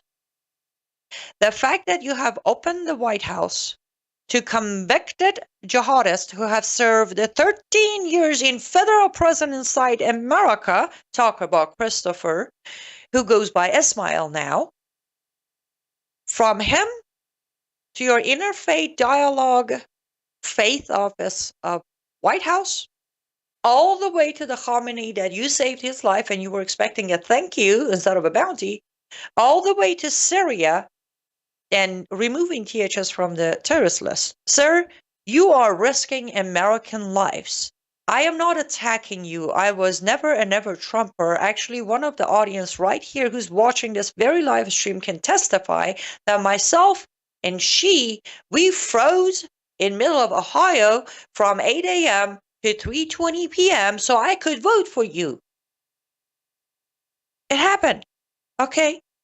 Just want to make sure you understand where I'm coming from. At the moment, I don't know, due to lack of knowledge, due to wrong advisors, or due to high level of ego, you are putting us at risk. And I pray, because at this point, I don't know what else to do. I pray that somehow, somewhere, you will be woken to the reality of the gamble you have chosen to do that goes beyond your safety and your power and your legacy. And it will end up with American blood paying the price for what you are looking the other way. As an ex-Muslim, I can guarantee you, sir, buy the fanciest Armani suit and put a jihadi in it, it will be shredded into pieces when the time is right and when the Allah tells them to blow themselves up with that Armani suit on. That's pretty much as I can tell you, sir. Not that you'll ever see this, and even if you do, just like you ignored the existence of Prince Pahlavi's invitation and letters, you're probably going to ignore the existence of this information as well. However, I shall continue praying for you so you can come to realize that just because they call it peace, it doesn't mean it is peace. Sometimes wrapping mistakes in name of policy and diplomacy can be very, very expensive. We're going to have to take our last ad break. And then when we come back, we're going to talk about media. Conservative, alternative, the good guys, and their disastrous mark. They just left yesterday. Don't go anywhere. We'll be right back. Hello, I'm Brandon House. Melissa and I have been taking Bella Grace, this powerful elixir, since last fall, 2023. The results have been amazing. My hands would crack and bleed, deep cuts and cracks every winter for years. No matter what we did, we couldn't get them to stop cracking and bleeding. This year, I took Bella Grace, no cracking, no bleeding. My acid reflux, gone. Haven't had to take a Pepsid. My hair growth, the last 2 times I had my hair cut, the lady had to use thinning shears on my hair. That's amazing. We've also received incredible feedback from you, our listening audience, and the impact it's had for you. This is loaded with astaxanthin. That's a powerful antioxidant. Collagen, but top grade collagen. Studies show 95% of it is being absorbed in the body because of the way they develop it. Then we have something called cat's claw. That's an anti-inflammatory from a vine in Peru. It's the bark, and it's an anti-inflammatory. There are about 80 clinical trials on Bella Grace. Please get a subscription now and save. MelissaHouseBG.com.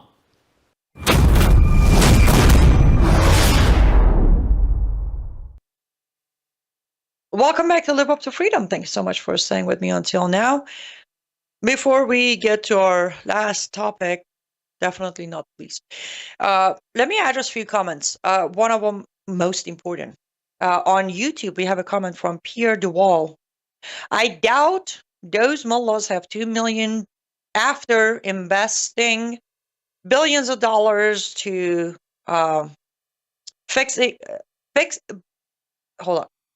billions of dollars to nuclear facility, rocket factory, and being destroyed by, oh, got you. So you think mullahs don't have the $2 million to pay the bounty because they have to fix their rocket facility and nuclear facilities after U.S. and Israel hit them.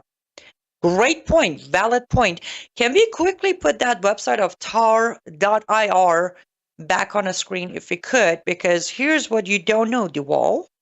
I love your last name, by the way.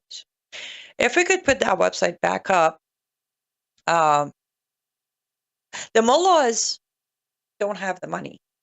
And they aren't planning to pay the money out of their pocket. But they did manage to do a crowdfunding. That's how much they have raised so far. 26. Actually, that's amazing. At the beginning of this show, we were at 25 million. $26,023,541 have been raised openly and publicly on the Iranian Islamic Republic of Iran's website built that is accepting donation across the world. And they're claiming they're not funding money, raising money for terrorism, but whatever they say. So I hate to break it to you. There are plenty of people across the world who are more than happy to donate to a campaign that will assassinate President Trump. Apparently there are. I'm sorry, as I said, I wish somebody would investigate and tell me how many Democrats are donating, because Democrats wouldn't mind that. Some of them would very much prefer that. They will give up a year of their salary to see that happen. So your point is accurate. Yes, the mullahs are trying to get back on their feet after the 12 days war that Israel did a lot of damages. However, they have no problem raising $2 million if they say, we're going to make sure Trump is dead. It's just the way they operate. So I hope that answered your question. Also, I mean, seems like they have a good, 23 million left. That's a lot of money to repair all the facility damages that U.S. or Israel did. Remember, one of the reasons Islam has successfully succeeded on their global caliphate is I have put so many samples on my different posts and videos. You just look at a simple, crowdfunding here in America to build a mosque, and hundreds of thousands of dollars are raised in 2 days. They're committed.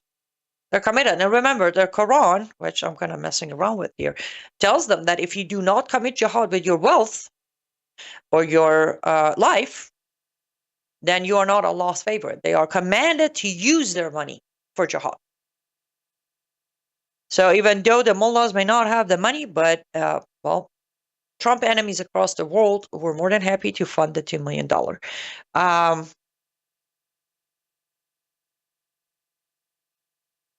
Thank you, Billy. Billy on YouTube says, I'm praying for you and your family, and I'm praying for Donald Trump. Annie, you're doing a great job keeping up. I appreciate that. Yes, I can definitely use prayers. A few of you have noticed and sent either private or public messages saying that you're praying for my safety as well. Because if I haven't announced it publicly, but all of the Iranian American or Iranian British, Iranian second line of country journalists who've been covering the 12 days of war and afterwards, and including today, we have all been put back on IRGC hit list, but that is all right. Because I don't answer to IRGC, I answer to God. And he asked me to do this, so we shall continue doing it. Yes, the wall. I figured that would be shocking. I figured you joined me a little later. We showed that website earlier on the show. Okay. Why are there people committed to obeying and contributing to the lunacy of Islam cult of terrorism? Sonia on Facebook is asking that. Sonia, let me ask you this. Why are there so many people who are willing to commit and obey the cult of evil in, let's say, pedophilia? The same reason. Human nature, unfortunately. I actually have a tattoo right here on my shoulder, back of my shoulder. It's a dagger and a rose, both equally on height, and then the handle of the dagger goes over the rose, and it's my spelling of my name, Inos. And every time I'm asked, what's that? We were born equal on good and evil. We choose which one to cherish. We have the choice, free will and all, right? We can cherish good, do what's right, walk by God's commands, or we can choose to commit and obey anything of Satan. Remember, I have proven over and over, Allah of Islam is Satan, right? He described himself as the greatest of deceivers, right there. So the same reason many people are committed to obeying and committing to any other act of evil or Satan. I mean, we have Church of Satan. It's the same as a mosque. Unfortunately, it is part of human nature to be more deceived by evil than guided by God. And it's just getting worse because there's just way too much more ways for evil to trick.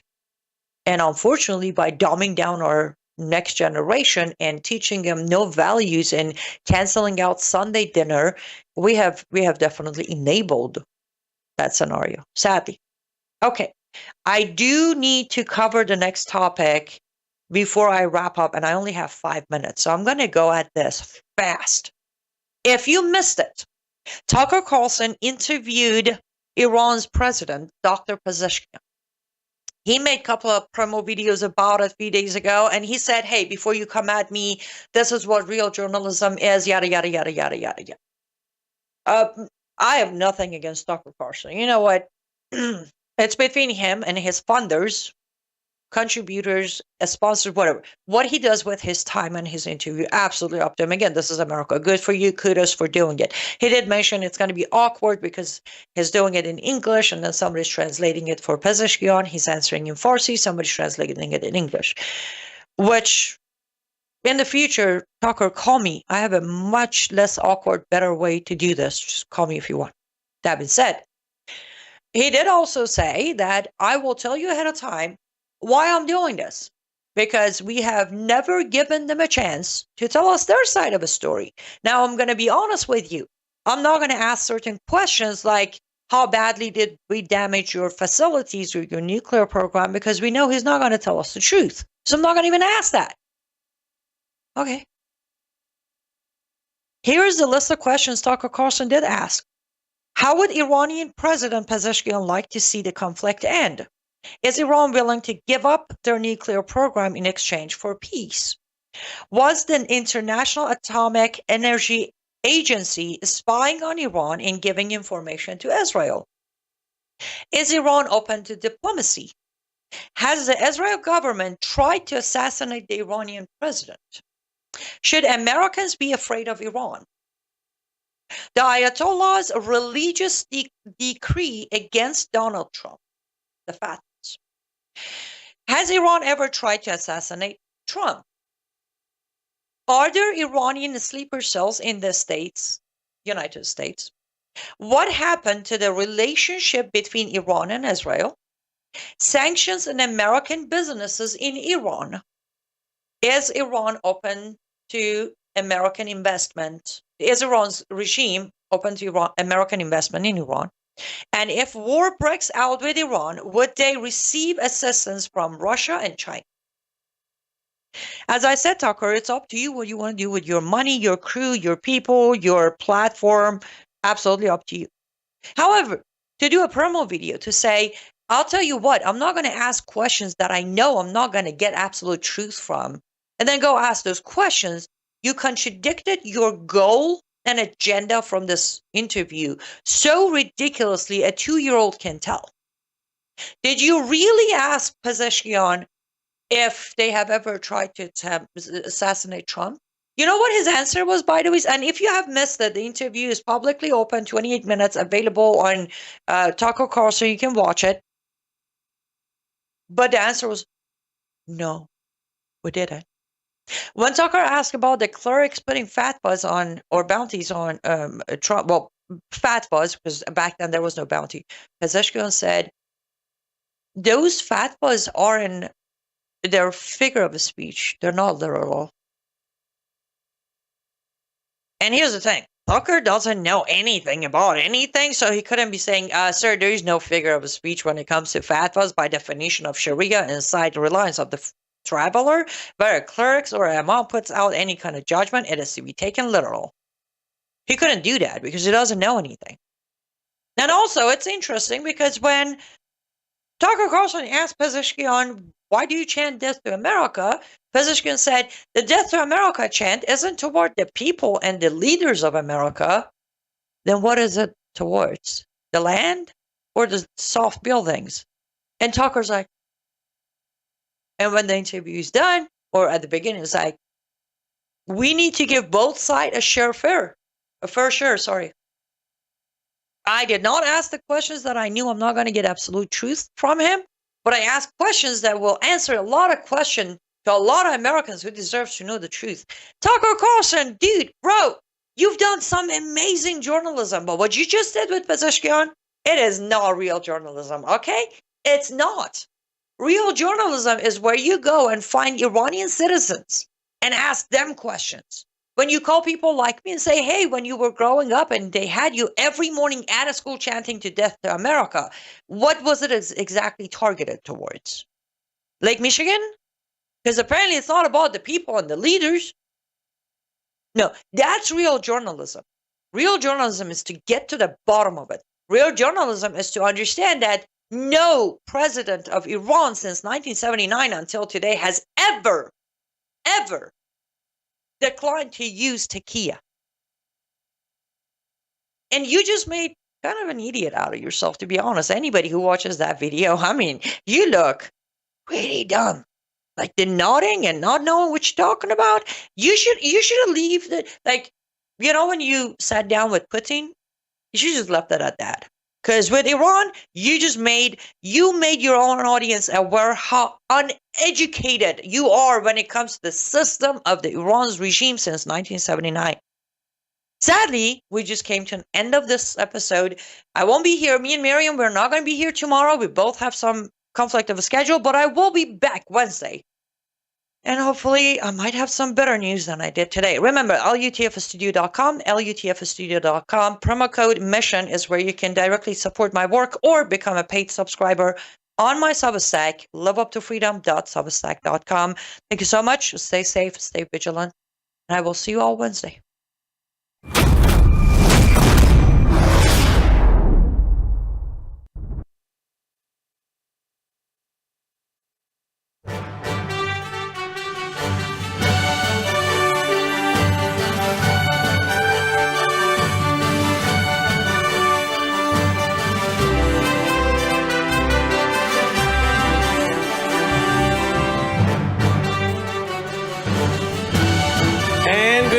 Welcome to the Worldview 2 Washington Report for tonight, July 7th, 2025. Joining me now is our co-host, Jim Paff. Jim, welcome back to the broadcast. Thanks for being with us after a week off. Good to see you, sir. I hope you had at least some rest during that time. I got one day off. Other than that, I was busy fighting in part with the IRS, who just stole $50,000 from me they were not entitled to. I'll get into it in tonight's show. The weaponization of the IRS continues under the Trump administration, which I heard talk to one of Trump's closest people over the weekend, who said, Brandon, I have my own IRS story. You're right. This is still happening even under Donald Trump. Well, let's just be candid about the IRS as an institution. It does not have to operate under the rule of law. That's right. It operates independently of anything. There is no court you can go to. That's right. That can reasonably do anything when you're wronged. We have to recognize, and it's so funny. I have people progressive Christians argue against me with this all the time, but taxation is theft. Yep. And we need to understand what that means. Like, a lot of people think, what? You mean like the government are just like all the people looting all the stores in Los Angeles or whatever? Well, actually, to be candid, not far from that, but we authorize some taxes through through legislation and the fact that the American people, sadly, approved the 16th Amendment back in the early 20th century, which was a huge problem. So, but the thing is, everything that we produce from our efforts belongs to us. Yep. If we give it in taxes, under the system we have, we do so willfully. When Jesus said, render to Caesar what's Caesar's and render to God what's God's, that isn't to say that governments have this, free work of taxation anytime they want to. And in fact, on a later tax issue, Jesus told Peter to go get a coin out of a fish's mouth, and he said, just give it to him because for our reputation. He didn't authorize all that. So anyway, huge problem. The way we've set up our tax system, where there's no rule of law involved, is much worse than taxation in general, and something we should address, and rightly so. Yeah. Agreed. And if I'm going to get into it more on Brandon House Live, but you can go to worldviewtube.com/IRS. I have the whole article, press release today. IRS slaps $48,000 fine on conservative Christian broadcast organization for mailing tax payment during agency's 2-day online system outage. This was in 2021. My CPA tried to make the payment online. Their system was down during COVID and no one was answering the phone. More than that, they eventually were shredding, according to a whistleblower here in town, the IRS was shredding tractor-trailer loads of tax returns and checks. They were like, oh, it's just too much paperwork, we'll just shred it. But their system was down for 2 days, so my accountant said overnight the check for payroll taxes. And then they sent me a bill for $43,000. We appealed it and said, here, you were down. We had to overnight check. They sent back a letter saying, we abate it. You're done. Don't worry about it. You're fine. 2 years later, they come back and they say, we've changed our mind. You owe us the $43,000 plus interest, over $49,000. We actually got a second letter of abatement on appeal. And then it got reopened. And so we got 2 letters saying, don't worry about it. We've waived those each time. The third time, they said, we don't care. We want our money. And the IRS agent that appealed it, helped me to appeal it, who agreed with me, said, you do understand that you're paying this $49,000 not because it's a late fee, a late penalty. You paid your tax on time. She said, I have it in the system when your check arrived overnighted. You're paying it because your payroll tax was at a high number, that if you pay it with check, you're going to get fined. If you'd paid it online, you wouldn't have gotten fined, but you wrote a check. I said, but wait a minute. What if your system had been down for a week? How much would I have been fined? She said, that's a great question. Let me ask my supervisor. We're still waiting on the answer. So basically we were, toast if we did, toast if we didn't, to put it nicely, right? But it's not a fine for late taxes. No, she said, you've paid your taxes on time. She said, it was because you overnighted a check. And she said, I understand why you overnighted a check. You wanted to get us the money because the system was down and you didn't want fines and penalties. But she said this is wrong, but her supervisor said no. I want people to grasp something here. There are these progressive Christians out there screaming and yelling about the removal of USAID money and saying that we're going to be killing people. What they want to do is have the people that you're dealing with supposedly give this money to take our taxes and then hand this money over to organizations where we already know the facts that USAID, 80% of the money going into USAID for relief funds in particular was going into the pockets of NGOs. It wasn't going to the people who were supposed to be fed. But yet, if we resist this, we are authorizing the killing of children. Literally, that's the argument that they're making. This is the government is a scam. Totally. It is something not to ever be trusted, even when we've restrained it. If we ever get to the place where we restrain it where it needs to go and where it originally was laid out to be, we still should never trust it. In fact, even the first few Congresses did things that were really wrong that got corrected because the system was still healthy at the time. Do not trust government. It is not your friend. It does not provide anything of value. It does not do anything but steal the productivity of citizens. And we should only ever give it as much power as is absolutely necessary for holding the country together. And that's roughly defense and funding courts. By the way, courts which suck right now. Yep. But nonetheless, that's about it. And we need to recognize that this is what we should be fighting for. And 100% agree. And we were going to do a Worldview Weekend rally in Des Moines, Iowa this fall. We already have the hotel booked. We haven't signed the contract, but we have the date. We're going to do a Worldview Weekend rally in Iowa, free Christian Worldview Weekend rally in Iowa, Des Moines, Iowa, and one in Rockford, Illinois. Those have now been canceled. The IRS stole the money that would have allowed us, in part, to have the funds and the discretionary income to go and do free ministry with these free rallies. So if the IRS's goal is to damage our organization and stop us from reaching people, we had to cut those 2 Christian Worldview rallies. We also will not be replacing 2 people leaving. So we can try to make up that $50,000 and put it back in our bank account, because that's the money we need to pay future payroll taxes with. So if the IRS's goal and the progressives and the Marxists in our government was to damage us, they are succeeding. We are losing our liberties and freedom, which include the liberty to hold a Christian event. That's part of our liberty. They are destroying our right for peaceful assembly, constitutional right, freedom of speech, freedom of religion, by stealing money that's not rightfully theirs. After they had sent us 2 abatement letters saying, don't worry about it.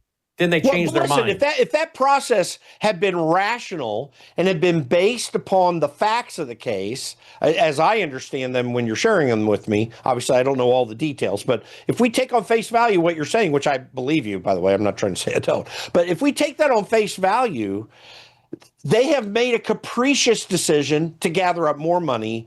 They have not made a decision that says, listen, let's give the benefit of the doubt with having the information that we have. It's one thing if you were withholding information, or it was very difficult to get info from you, or there was some question about the facts that were in front. The facts are abundantly clear, and they still made a capricious decision because they can. Congress has given the IRS the authority to make decisions that are capricious like this. That is the dirty little secret of the IRS. Remember, the definition of government is legal.